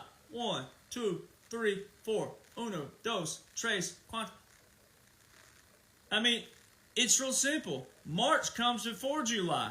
President Trump files a court case with 3 amici curiae, which is Latin for friends of the court, And it specifically talks about assassinations. And it says one executive order bars and bans assassination. That's Executive Order 12333, which is quoted in the Special Operations Command publication way back in 2016. It's also in President Trump's Executive Order 13913 in that first 180 days after December the 2019 that launched all these military operations. That's making the National Guard every single day that I post the National Guard up. I don't have to screenshot all of them. All I need is one a day to show that they're in operations under these orders that have not been revoked. That's how that works.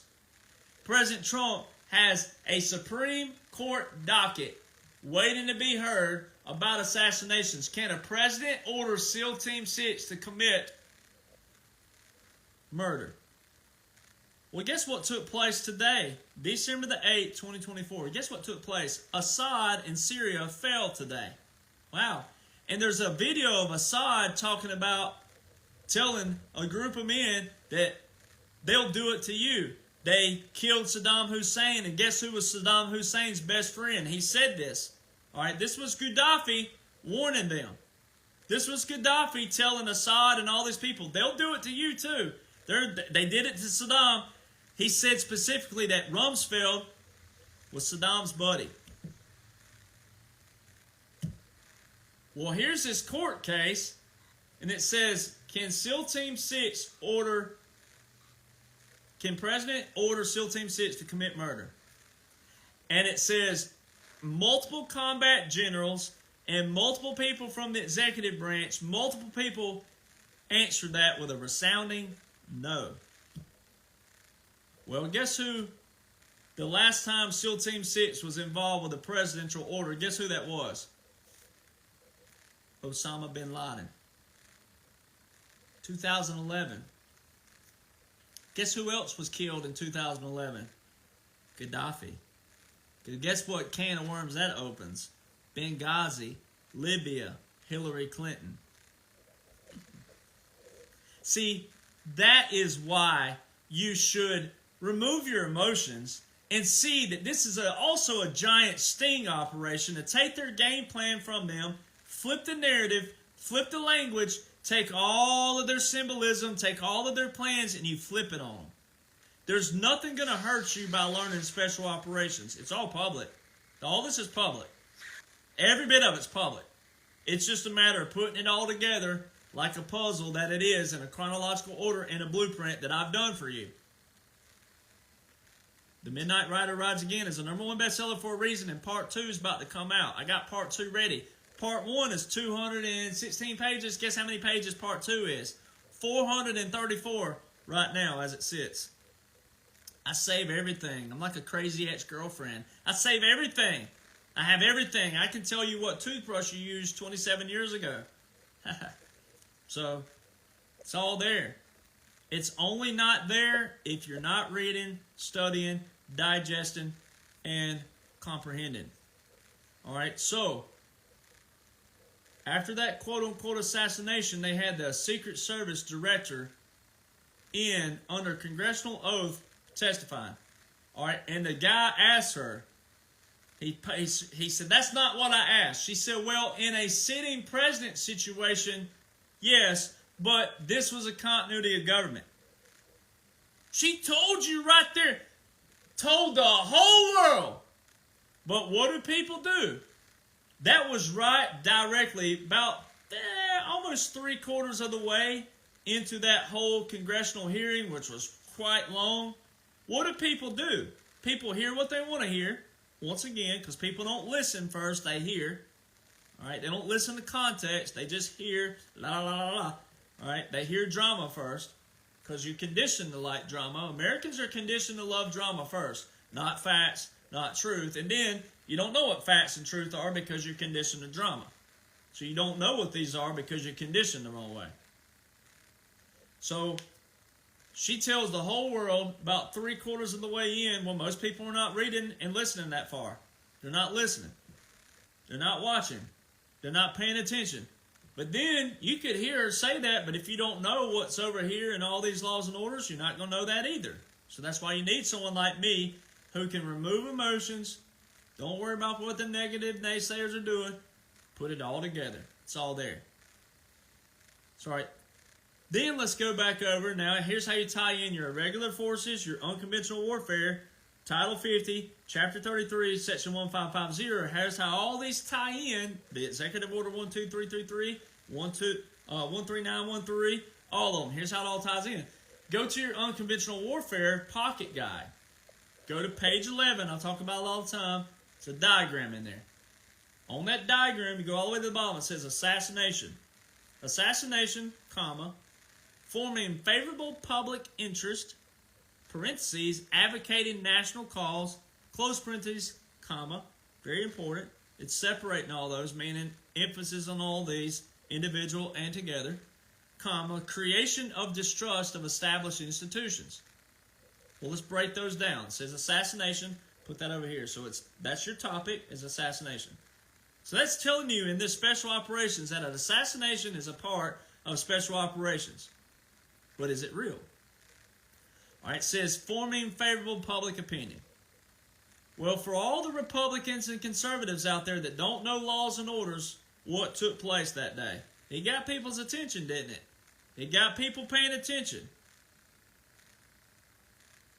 So, checkmate. It formed a favorable public opinion with the Republicans, conservatives, and even some Democrats who don't agree with violence of that nature.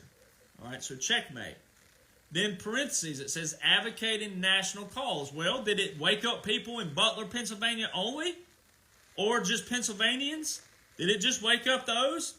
Did it wake up the Quakers? Did it wake up William Penn? Did it wake up the Steelers? Did it wake up the Eagles? Did it wake up the Flyers? Did it wake up the Penguins? Did it wake up Penn State? Did it wake up that? Or did it wake up the nation? Did it advocate a national cause or just a Pennsylvania cause? Oh, it advocated a national cause. Okay, advocated national cause in parentheses. Checkmate. Then it says creation of distrust of established institutions. Oh, well, what took place? Republicans and conservatives and patriots that don't know the laws and orders, what did they do? The FBI's at fault for this. The Secret Service, they're incompetent. They ought to all be fired. Creation of distrust of established institutions. What did President Trump do in 2017? He started hammering the DOJ, the DIA, the DHS, DEA, FBI, CIA, Secret Service. He started hammering. But he said what? You got to listen. This is what Americans don't do. Again, like a broken record. They don't listen. He didn't say it's the whole organization. He didn't say it's everybody from top to bottom in those organizations. He said it's the higher echelon, the senior level leadership of those organizations that weaponize them against the people.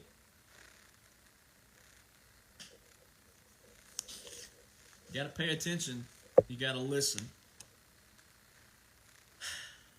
It was not a real assassination. It's all special operations. It all ties in to every single one of these Department of Defense directives, executive orders, laws and orders. Once again, military government is a military occupation. Military occupation means the Constitution's been suspended. Article 1, Section 9, Clause 2. When laws and orders cannot be enforced, which that's the chief role, the chief executive officer, the executive branch is to enforce the laws. That is the president's role. That is his role as a president, is to enforce the laws. That is all the president does and can write executive orders. He has executive power, etc. He can veto certain things as well. He does have certain powers, but his main role is to enforce the law.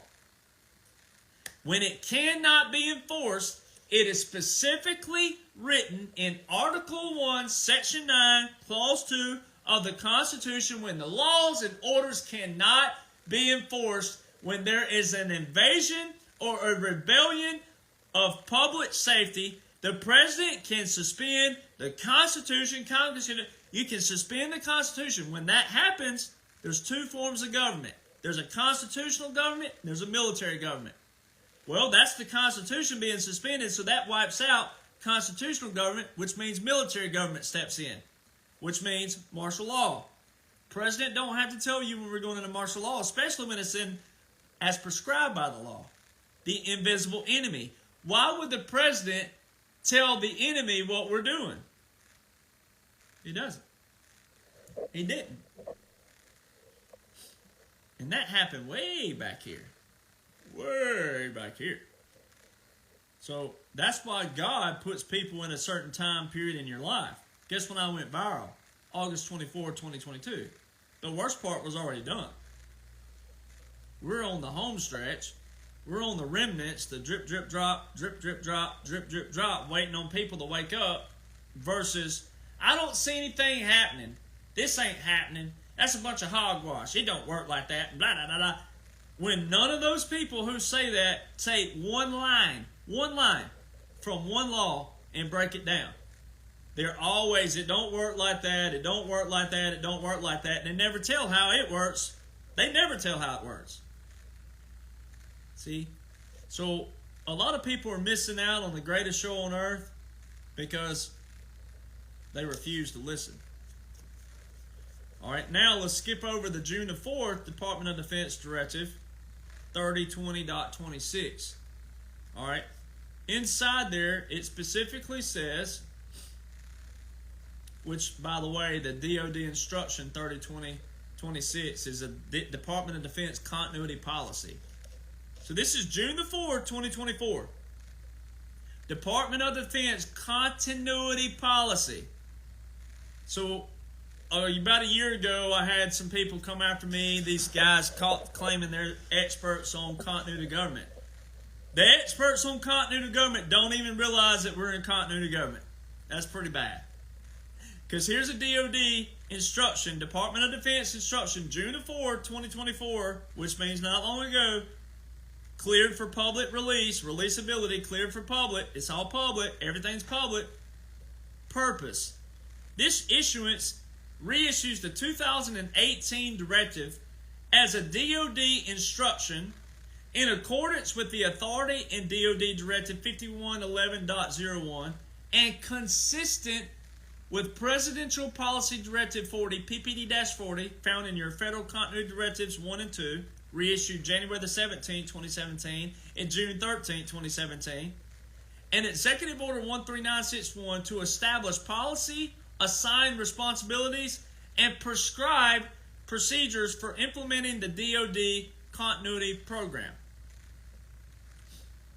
Well, ladies and gentlemen, Executive Order 13961 was December the 7th, yesterday, 4-year anniversary. Executive Order 13961 is President Trump's executive order for Federal Mission Resilience Strategy, which all talks about presidential policy directives and federal continuity directives, continuity of government. If you'll go read the Federal Mission Resilience Strategy, you will see most certainly that President Trump was showing you December the 7th, 2020, what was about to take place. That we were about to go into military government. Then that's when it really was going to be visual for you. A military government, military occupation, continuity government, continuity operations. It reads word for word. Can't help you if you don't want to read. You can't help yourself if you don't want to read.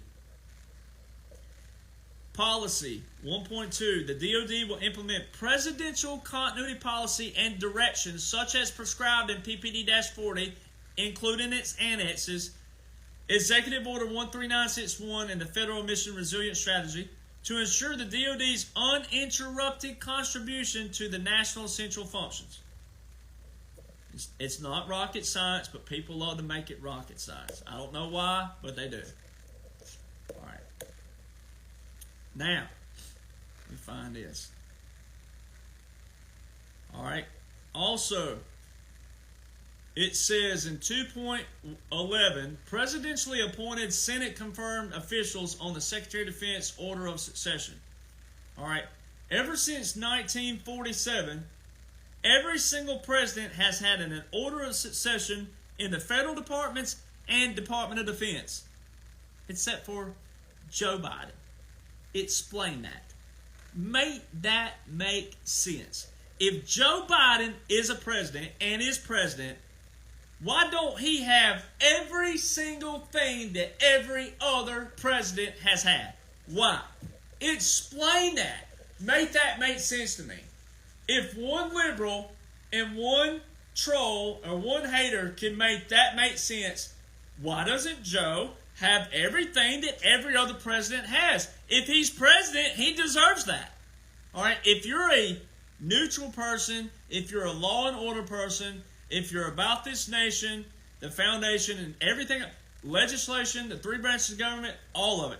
If you're about this nation, you would have to sit in a neutral seat and say, well, I don't like it, but that's presidential. I don't like it, but that's the law. I don't like it, but that's it.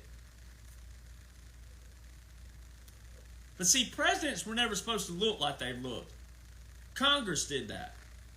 Every 2 years. The first 2 years, well, president will spend 2 years annihilating and doing everything completely different than what the last two did. Can't you see the swamp? That was the swamp. Presidents and Congress are supposed to be as even balanced as possible. We shouldn't have that much change until we have better technology or things of that nature. Our presidents and Congress were never supposed to look like it's looked the last 150 years, but especially in all of our lifetimes listening. So if you'll pay attention and listen. All right, so Executive Order 13963 is listed in this 3 different times, this policy directive. Department of Defense Continuity Policy. And all throughout this thing, it talks about Federal Continuity Directive 1 and 2, the National Essential Functions of Government, which is continuity of government. It talks about PPD-40, Presidential Policy Directives.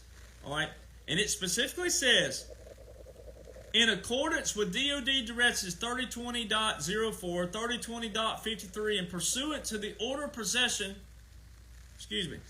of succession prescribed by the President,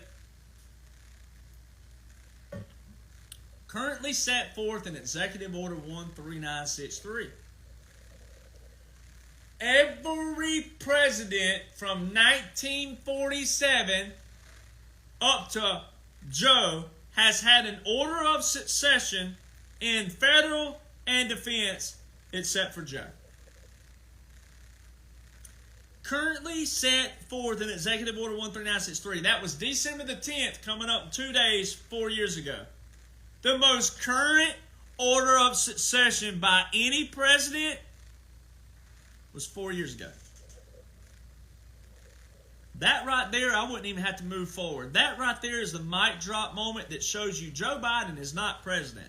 He ain't president by laws and orders. It's central casting. It's a continuity of government that you're watching.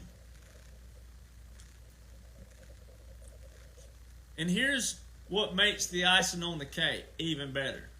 I'm bringing it home, and I'm going to get off here early. All right? 2020. December 2020. The last time state.gov was updated with presidential travel, Secretary of Defense travel, and foreign leaders to the U.S. travel. Joe Biden's schedule is on a .com that anybody could go to GoDaddy.com and register and try to be an affiliate to keep up. Well, where's Joe today? The last presidential travel that's been logged on state.gov where it's supposed to be was December 2020. The last foreign leader to the United States, 2020, December 2020. The last Secretary of State travel, Pompeo, December 2020.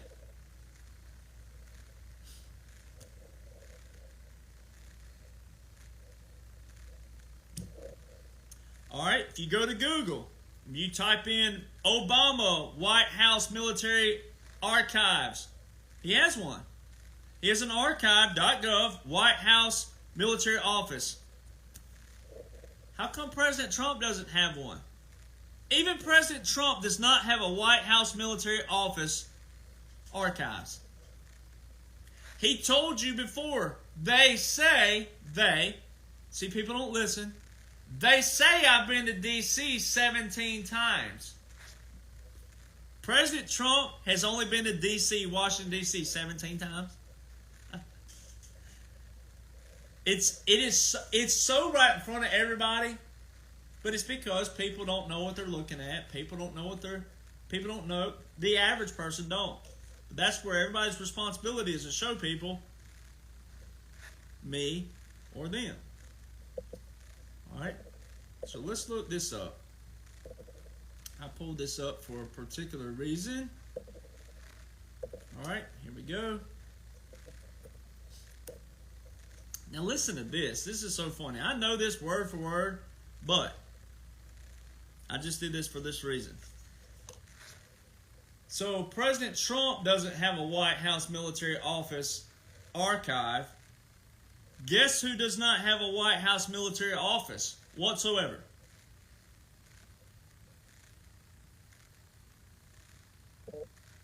Joe Biden.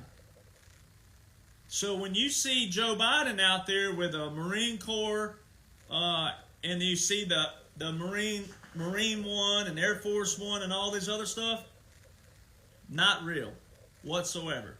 I show it all the time. I'm always posting on all of my all of my pages and things where I can post. You just have to find all of my official accounts. There's a lot of fraudulent ones out there. We'll go over that in a minute. But you got to go look at everything that I track and keep track of. Every uniform that's been around Joe Biden has been a jacked up, non-regulation uniform. It's not real. It's just not real. All right?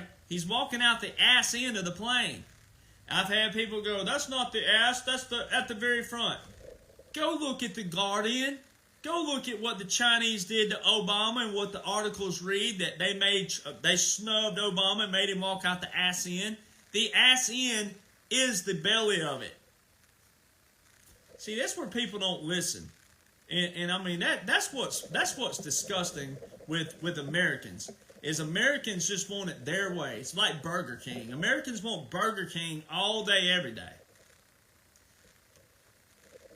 Biden's been walking out the ass end forever. And there's articles out there that the Chinese snubbed Obama and made him walk out the ass end, but Americans can't see Biden doing it every time. I mean, it's just like you just want to go like, just smack yourself.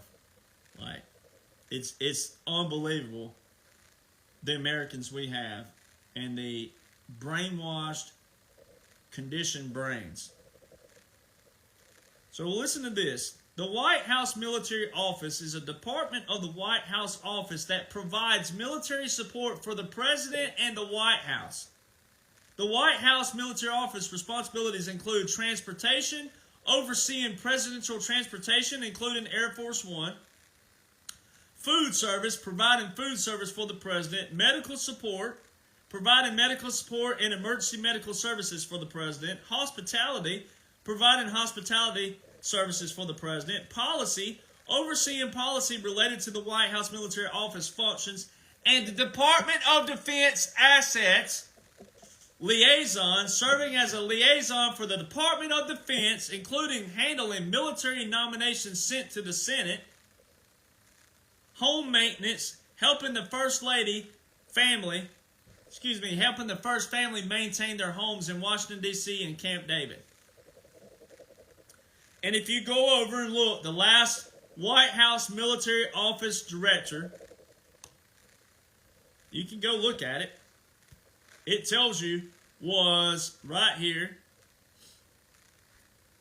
January 21st, 2022, was the last appointed director of the White House Military Office. And then it says, someone put on here humorously, whoever's in control of this Wikipedia, Garrett Hoffman, 2022 to present day. You know who Garrett Hoffman is? Garrett Hoffman is the fictional actor, the name of Rain Man in Rain Man. It was Tom Cruise's role, his brother, the one, fart. That's who they have listed as the present White House Military Office Director, Garrett Hoffman. That is who that is. When you Google Garrett Hoffman, it's going to pull up the character of Rain Man. And you can't edit it. Like, you can go in there and edit it, refresh the page, and it's right back to Garrett Hoffman. So that tells you that someone's in control of this page, with the United States government. Because it goes right back to Garrett Hoffman, which is hilarious. All right, so the White House Military Office. There's not an archive for even President Trump, which shows you military government, military occupation. This is all a strategic operation. It's not going to end right here per se, but if you will just put a parameter around that and treat that as a strategic operation, that's what that is. Because on January the 20th, I'm going to do this because I saw a comment. I was going back over my photos from the years past now. It's been 2.5 years since I went viral, which is awesome that we're all still here together. But what's funny about it is that January the 20th, 2021, I went back on Truth Social and I saw a comment. This is where titles and entitlement get people in trouble. So there was a Army active duty, said Army AD 24 years. Anytime someone says this, ladies and gentlemen, when someone says you're a liar straight out the gate, liar is a strong term.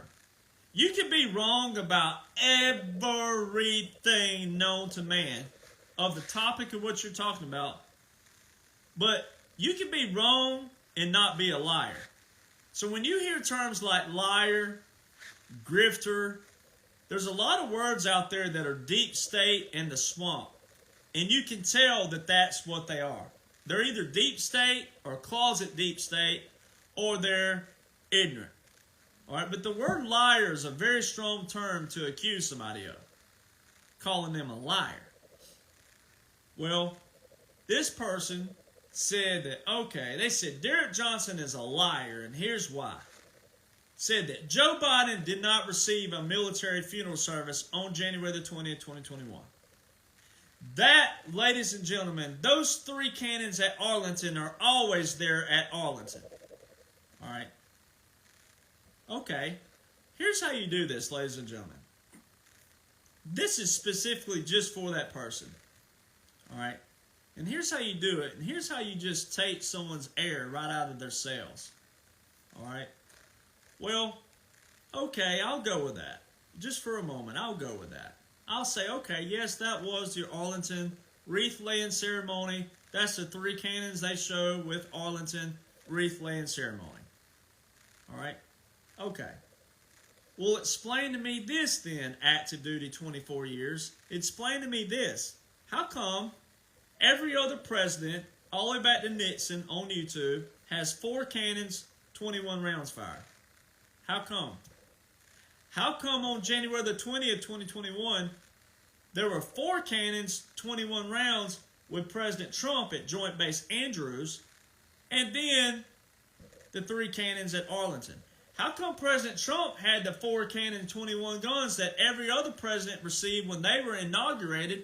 How come the 4 cannons, 21 guns was at Joint Base Andrews with Donald John Trump riding off into the sunset with a nuclear football, by the way, which are your nuclear codes? Explain that to me. But before we get to the cannons, let's back up a little bit.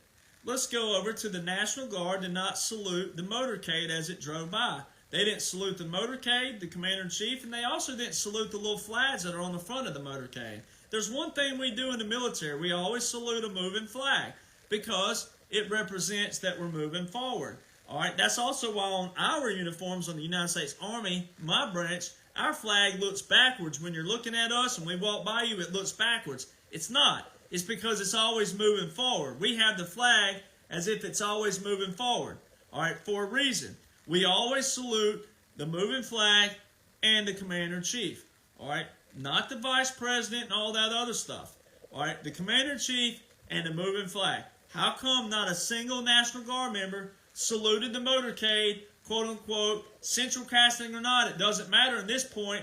What the point is that you, the people, saw what you thought you saw. How come all of those National Guard, and a lot of them had their back turned on the motorcade? Explain that. You can't explain that if you don't know military customs, military regulations, and also military laws and military orders. If you don't know anything about the military, you can't say that's hogwash and all that other stuff, because it most certainly is not hogwash because of the memorial bracelets that we wear. All of the men and women who have died for this nation, especially like yesterday, December the 7th, 1941, the men and women who lost their lives at Pearl Harbor. There are men and women who have lost their lives for many, many, many years because of that sacredness to the uniform. It does mean something. It most certainly does. So explain that, and then also explain why Army Regulation 600-25 2-3 cannon salute. Explain why the 3 cannons at Arlington, okay, if they're always at Arlington, explain why all of those quote-unquote soldiers were moving around in formation, moving all around, moving their legs, doing things like this. Explain that. That's not anything we do even at ease. We don't do that. All right, not looking the way they did.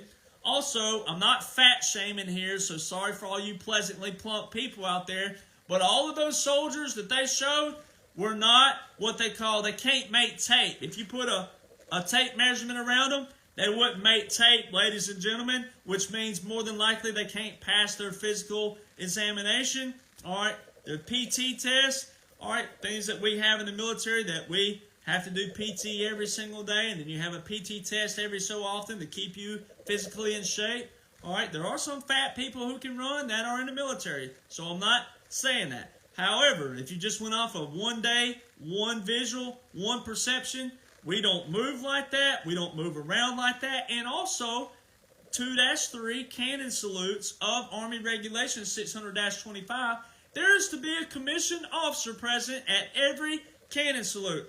How come there was not a commissioned officer present for the cannon salute for Joe Biden? If that was a salute for Joe Biden, how come there's not an officer there? As prescribed in Army Regulation 600-25. That's Army. It has nothing to do with you being gay or Buddhist or atheist or this or purple hair, pink hair, all kinds of hair. It don't matter. That's an Army regulation. Why wasn't there a commissioned officer present? There wasn't. Also, why did Garth Brooks sing Amazing Grace? Amazing Grace, how sweet the sound. You go to Army Memorial, that's for funeral services. Wow. It's normally done with bagpipes, but guess what? None of the things are supposed to be exactly to a T real, so they did it as a song. They didn't do it with bagpipes. Nothing was supposed to be real that day as prescribed because it's not real, everything you're watching.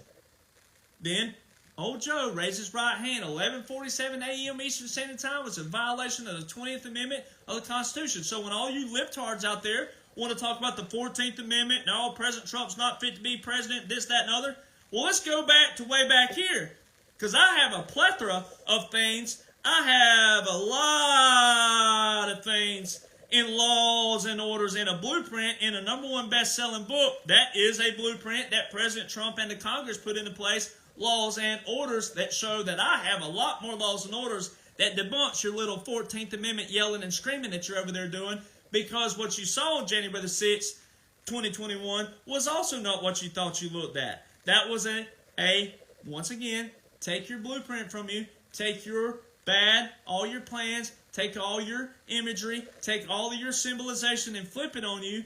That was a trap. That was a sting operation. Everything that day violated 18 United States Code, 18 U.S. Code, federal crimes, criminal procedures of federal crimes, all right? You all liberals, you libtards, you charge President Trump with a civil crime. You call him a felon on a civil? It's called a felony for a reason. Felon comes from a felony, all right? You're calling him a felony off of a civil thing based off some hooker from 30 years ago that none of you can prove. You're just smearing. That's called election interference. That's what that's called. That's an executive order 13848 with a national emergency by Donald John Trump, September the 12th, 2018. So you're actually you're contributing to that when you say that President Trump is a felon, all right, off of a civil thing, off of something that has nothing to do with anything except for election interference, all right, because if he was a former president, he is now, as of just yesterday, he has now met with 9 foreign leaders 10 different times since April 2024, which would be a violation of the Logan Act, 18 United States Code, Section 953. There's that 18 United States Code again, which is Federal Crimes and Criminal Procedures. All right, so if he was a former president, guess what the Democrats and liberals could do? Could charge him with a federal crime, all right, which would be Logan Act, 18 U.S. Code, Section 953, and invoke the 25th Amendment on him, and also say, President Trump, you violated your own Executive Order 13848 with the national emergency because Joe Biden is a sitting president. So if Joe Biden's a sitting president, that would be a violation of election interference of President Trump himself on Joe Biden. It doesn't matter that we're post November the 5th. Has nothing to do with that. So see how all this ties in. This is why it's important to know what's invoked right now, what's currently invoked. All right? So when you go back to that, when you go back to everything, and you go back to what they're accusing and yelling and screaming and all that, the one who yells the loudest don't mean anything. It don't mean a thing. So, January the 20th, 2021, that was a continuity of operations, continuity of government, Department of Defense. And this is how you tie it all in. So, when you hear people out there say that, you go back and look at the visuals they gave you that day. January the 6th was 18 United States Code 2381 broke, 2384, 2385. Also 52 United States Code 20511. Also 3 United States Code Section 15. All right. You witnessed history that day, but it was the flip of that. There were 2 objections with the state of Arizona. They didn't stop the vote count. The quote-unquote insurrection took place. By all these people out there that thought that. It wasn't an insurrection. 2 20,000-pound doors all of a sudden mysteriously opened from the inside of the most secured place in the world. It don't work like that, ladies and gentlemen. Special operation. Sting operation. All right? All planned. All for good. Nothing bad. Not what the liberals and all them thinking out there. They have no clue. They cannot tie a Velcro shoe correctly, first off. That's how dumb liberals are. They can't take a Velcro shoe and tie it correctly. So forget about liberals right now. They don't love America. They hate America. They don't want foundations, standards, principles, anything. They want to build a bear society. They want to grab and go society. That's all they want. So don't even worry about them. They're dust anyway. They don't matter. They can't stop what's taking place. They won't stop it. They can't stop it. They're never going to stop it. And they can't change it either. And they're not going to change it. When they say that Donald Trump's taking us back 50 years, you miscalculated, you dumbass liberals, because you can't count either. No, he didn't take you back 50 years. He took your ass back to 1776. All right? That's how that works. And you ain't going to do nothing about it. So you don't worry about them. We got good Americans we need to get to. January the 20th, 2021 was also a continuity of operations. Going to show you how. Well, one, when you hear active duty military out there not knocking their service. See, that's not me knocking their service. I'm knocking their awareness. I'm also knocking their paying attention to detail. If you were in the service for 24 years and you can't and didn't see the difference in what took place that day, here's how you debunk that. So President Trump had the 4 cannons, 21 rounds, and the news told you that day. The official presidential salute battery, the 3rd Infantry Regiment, also known as the Old Guard, are with President Trump. That's your official presidential salute battery. Those are the official. That's your Army. That's your Army regulations right there was with President Trump at Joint Base Andrews. It don't matter that they portrayed him riding off to the sunset. When people, or you listening, whoever it is, do not know Army regulations, military customs, military laws, military orders, executive orders, proclamations, national emergencies, how they can join, how they pair. When you don't know that, you don't know what you're looking at. But that's what you witnessed that day. You witnessed the inauguration of President Donald John Trump as a wartime president in another kind of manner. All right? So, no, he's never had a military office because we've been in an operation this whole time. And the Trump archives, the Trump White House military archives prove that. There's not any. All right? So that proves that. The last White House archives for White House military office was Obama. That's how that proves that. State.gov has not been updated since 2020, December the 2020. So, it's perfect. All right. So, here's how you also debunk that. That poor lady, it was a woman, God love her, God love you. Thank you for your service, but you need to work on your brain. You need to work on your reading and comprehension. All right. The only cannon shown all day long for Joe Biden was at Arlington National Cemetery. So it don't matter that the cannons are always at Arlington National Cemetery. That is a wreath laying ceremony for a funeral. So it don't matter. And I've never said what people have said I've said. People say that Derek Jonhson say that Joe Biden's dead. I've never said that. I have never said that out of my mouth. I said by optics, by visuals, the only cannon shown all day long on January the 20th, 2021 for Joe Biden were the 3 cannons at Arlington. That is what YouTube even says. YouTube says it's a 21-gun salute. It is not a 21-gun salute. You go to arlingtonnationalcemetery.mil and it says the 3-volley salute seen or heard at Arlington. So there's your 2 senses right there. They say seen or heard at Arlington is not to be confused with a 21-gun salute. The 3-volley salute seen or heard at Arlington is a funeral service. So see, people they can't comprehend what they don't read. But just because you read don't mean you comprehend. So the only cannons shown for Joe Biden were the 3 cannons at Arlington. It is not a 21-gun salute. It is a funeral service. Now, I know that the overall bigger 40,000-foot view airplane ride it's a funeral service for the monarchy, meaning the crown is dead. That is why they have President Trump come in. That's why we're going to new financials and new financial systems and the decentralizations of the banks, etc. The crown would be Vatican, London, D.C. That's the draining of the swamp. All right. Everything you've witnessed from here, and now you're right here in this dash is all strategically planned. And then you go over to a letter K. I pulled it up just for this. This is how you bring the house down. So go back to the 5240.01 that all these podcasters have butchered the ever-living crap out of. That's Joe Biden weaponizing the military to go against the people. You don't need to be remotely close to laws and orders if you say that. And anybody who watches that and you continue to watch that, you're only hurting yourself. You're doing yourself an injustice. You're hurting yourself. You're the ones cluttering your life. You're the ones cluttering your brain. You're the ones cluttering it up. If you listen to anybody who said that about that DOD directive put out September the 27th, 2024, you're only doing it to yourself. And those people are misleading all kinds of American people. All right, because in 5240.01, it specifically says it implements Title 50. Didn't I just break down Title 50? Go back and watch the video and tie it in. And it implements Executive Order 12333. Didn't I just tie that in? Isn't that the assassination order, the assassinations? And here this is, DOD Directive 5240.01, September the 27th, 2024.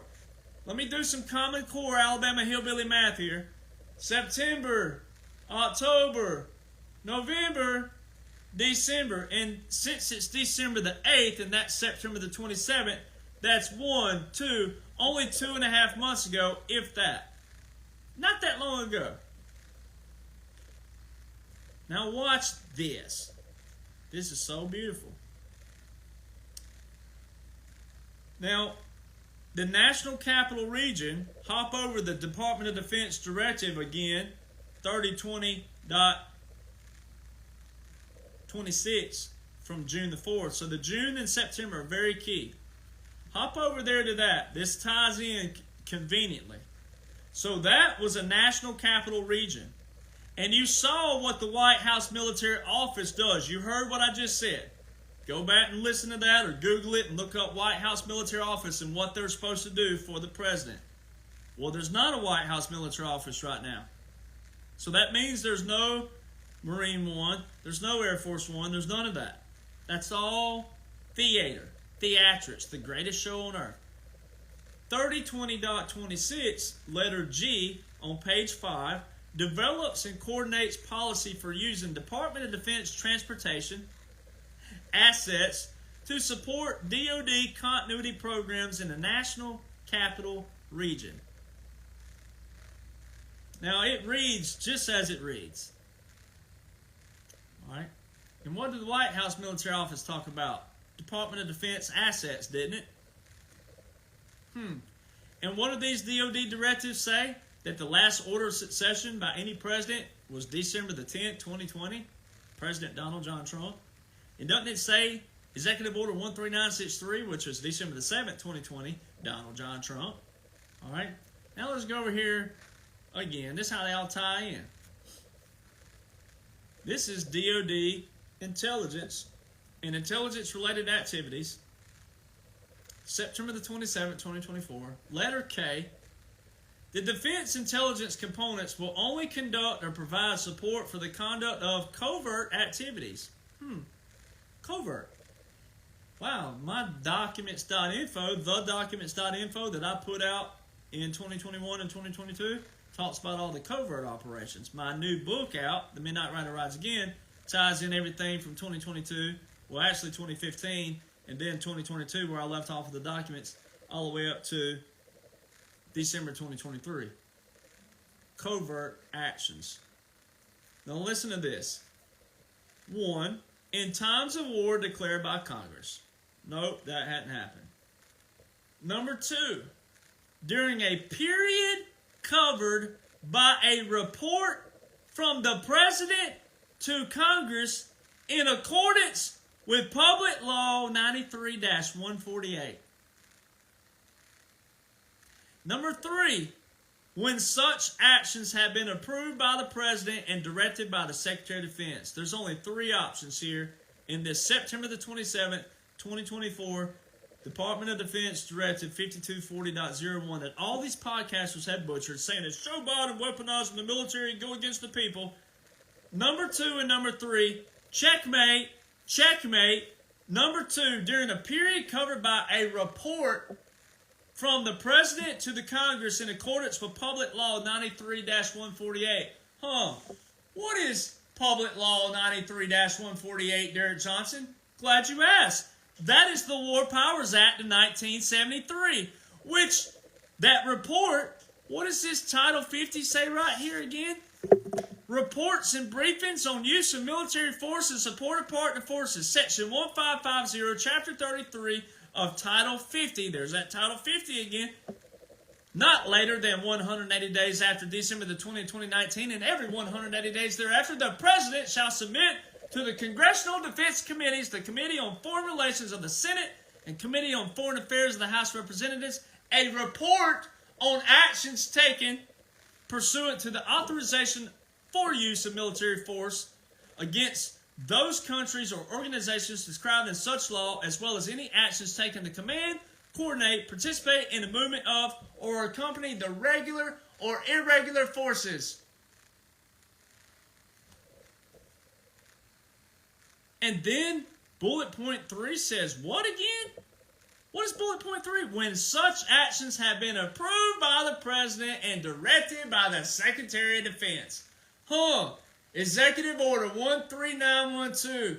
Federalizing 1 million reserve components to active duty. Reserves only operate in federal, not state missions. Federal only, which require a presidential call to action.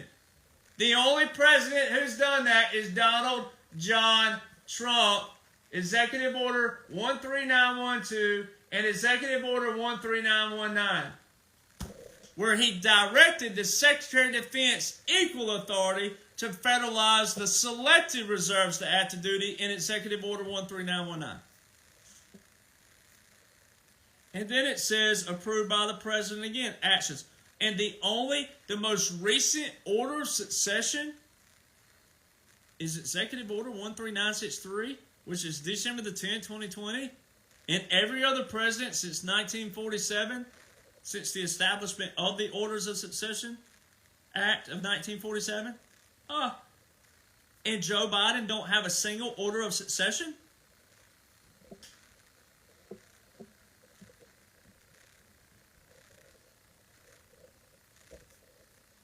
I mean, You don't even have to say anything else. I wouldn't even have to do another video ever again after that.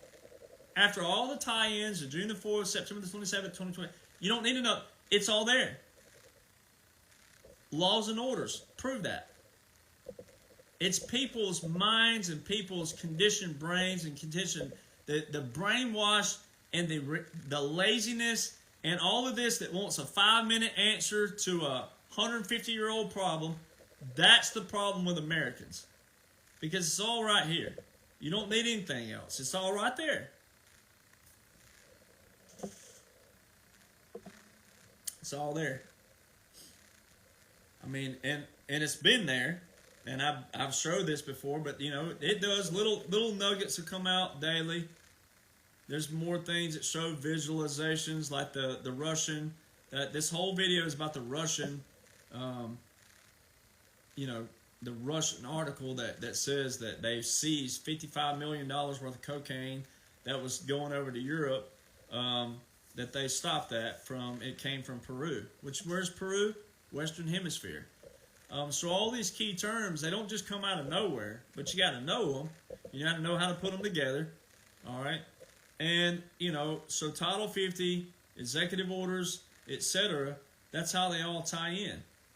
And those orders have not been revoked. So they're still active. And the way you see them daily are your National Guard out of your states daily.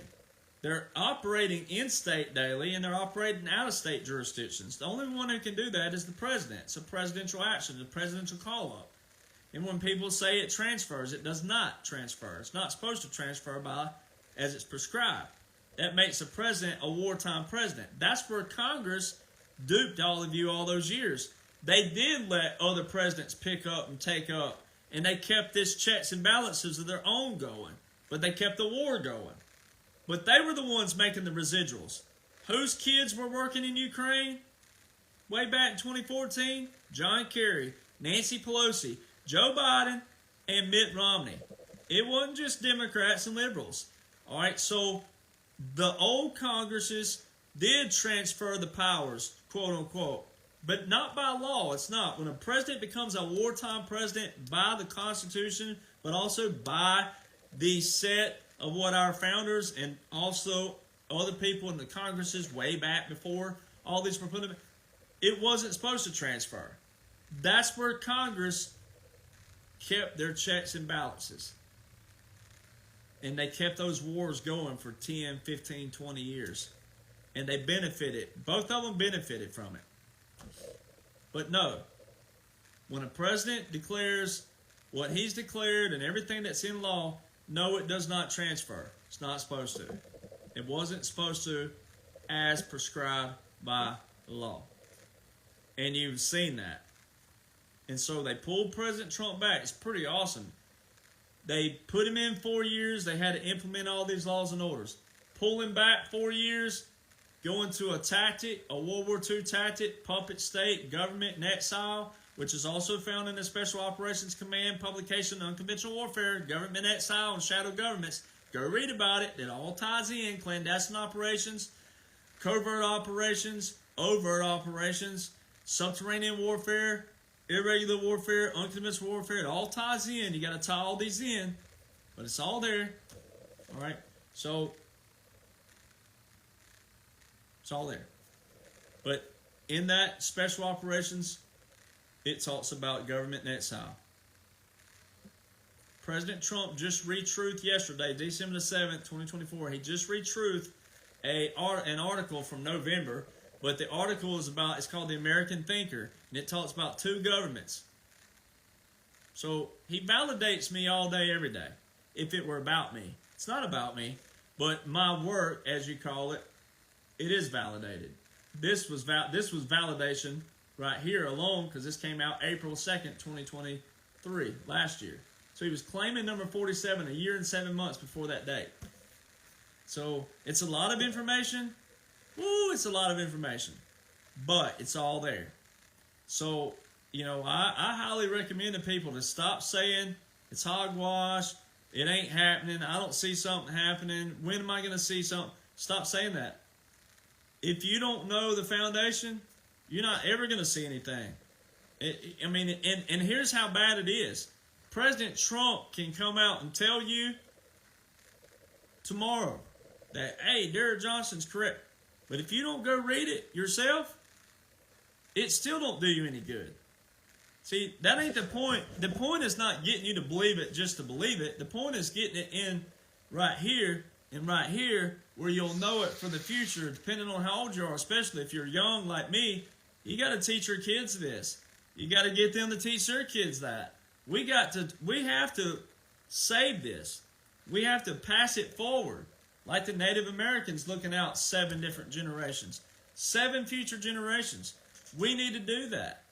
And we won't have the ramifications of all these crying liberals out there who don't know anything. They don't know a thing about the Constitution. They don't know a thing about the Department of Defense. They don't know a thing about laws and orders. They don't know a thing about it. That violates the Constitution. Name something from the Constitution then. They can't. So, that's why it's important. So, also, I have a ton of fake profiles out there. They're not mine. So, when I post this video, all right, my link tree is linktr, period. So, as the period comes after the T, let me do it like this. I'm going to write it on here. All right. It's me writing. You can see me looking down, writing. All right. And you can see this, right? I'm going to put it up there.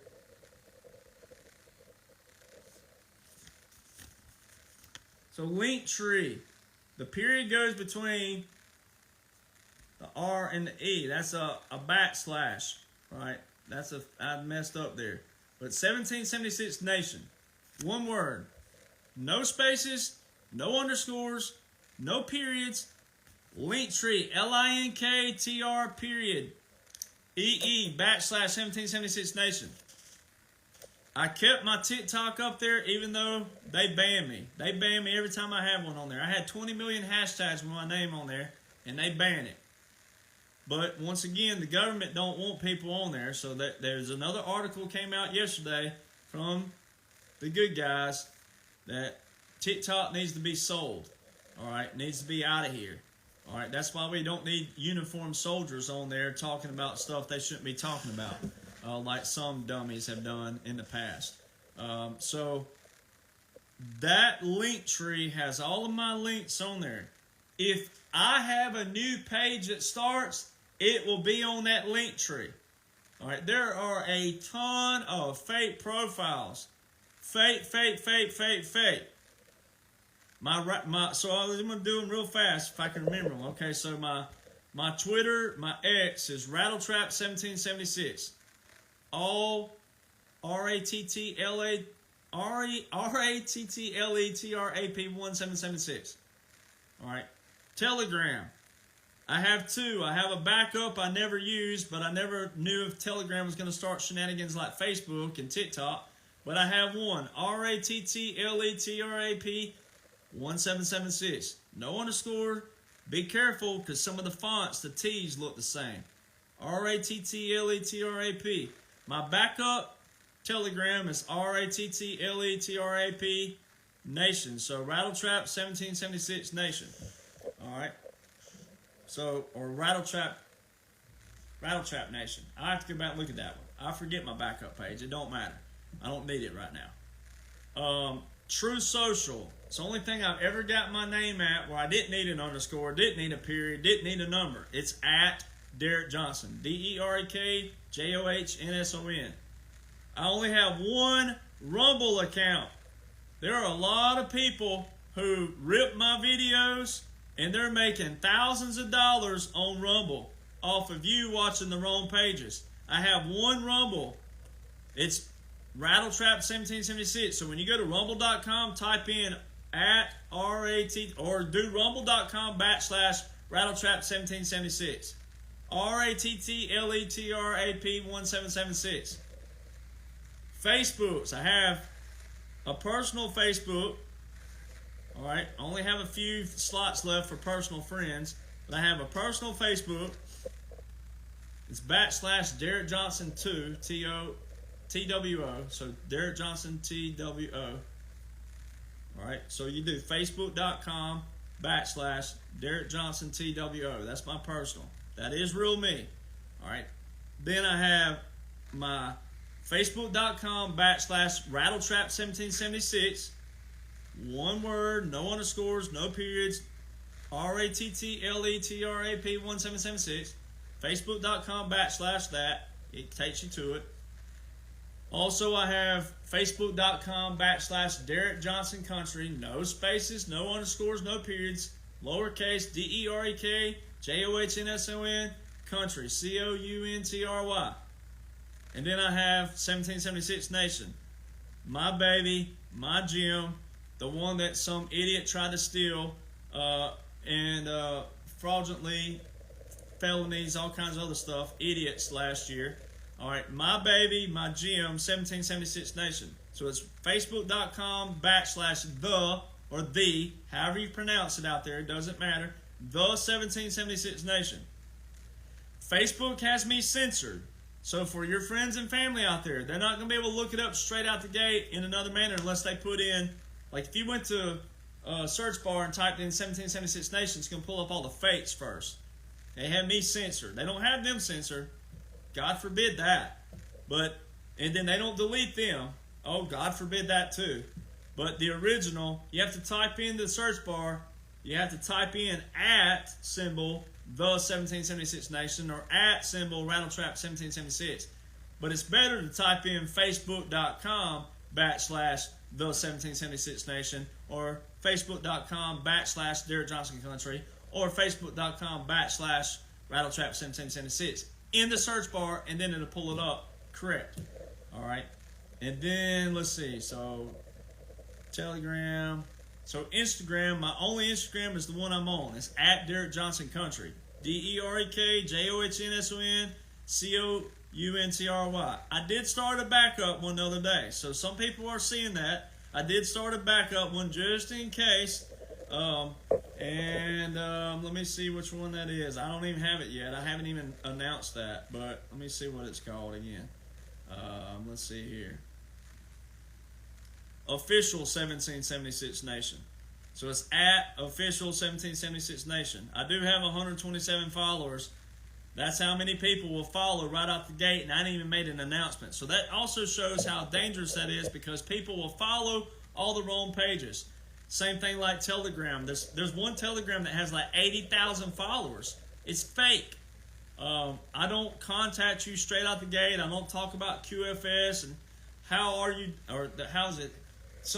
It sounds like Monty Python of the 2000s or something. Like, I don't talk like that. I'm not going to tell how I talk. I will respond to your messages, but I don't message you about QFS, your bank, what to do with your money, anything of that nature. I don't talk like that. All right, so those are all my official pages. Let's see, Facebook, Telegram, Twitter, Rumble, Instagram, True Social. So, yeah, I have them all on there. So, anyways, so we'll see y'all soon. Enjoy this week and get ready for a good Christmas. Buy your Christmas sweaters from either me or go to President Trump and get his Christmas sweater. I think that this is the year we really have fun with Christmas. People are going to be the way they're going to be already. So embrace it, have fun with it, and show them the dash. Give it to them, baby. I have a new jacket out right now. It's really cool. It's got the dash on it. It looks like a Letterman jacket. It's got the 45-47, but it says the dash on it. It's limited time, but still, like give them. Just smile. You just need to walk in the room like Babe Ruth, Tom Brady, whoever. Walk in the room. You ain't even got to say anything. Just wear your 45-47 and just point and say, the dash matters, baby. The dash matters. All right, and it's going to benefit you too. All you liberals, crying liberals, y'all, boy, when everything's great and gravy, all your taxes are cut, all this other stuff, you're going to be happy. You're going to be benefiting from it. So it benefits everybody. The presidency was never supposed to look the way it's looked from 2016 and prior, and we're getting back to the way America's supposed to look. And so, yeah. So if you can't explain it like I can, that's what I'm here for. I can take all the rods, arrows, slings, and all the cussing and all the yelling and all that because they don't matter. They matter if they'll listen. They don't matter if they don't. But all you gotta do is send people to me. This is what I do. This is look at this. Look at my background. Ooh, look at that. Look at my background. Look at that. Look at that thing I got. Look at my computerized background. Look at that. This is my fireplace, baby. Right? So, receipts. I bring the receipts, the laws and the orders currently invoked right now in place. And all I do is go around the country and promote this man. All right? I don't promote myself. I don't promote like that. Now, I'm a country music singer, so yes, there is a way to support me through music. But I support this man. I don't have a movie. I don't go around the country promoting my movie or anything like that. I promote this man. All right? Because he's done everything by the law, constitutionally. And the ones that say he hasn't, they don't know crap from Shinola, even though we know that's not the saying. But we'll see y'all soon.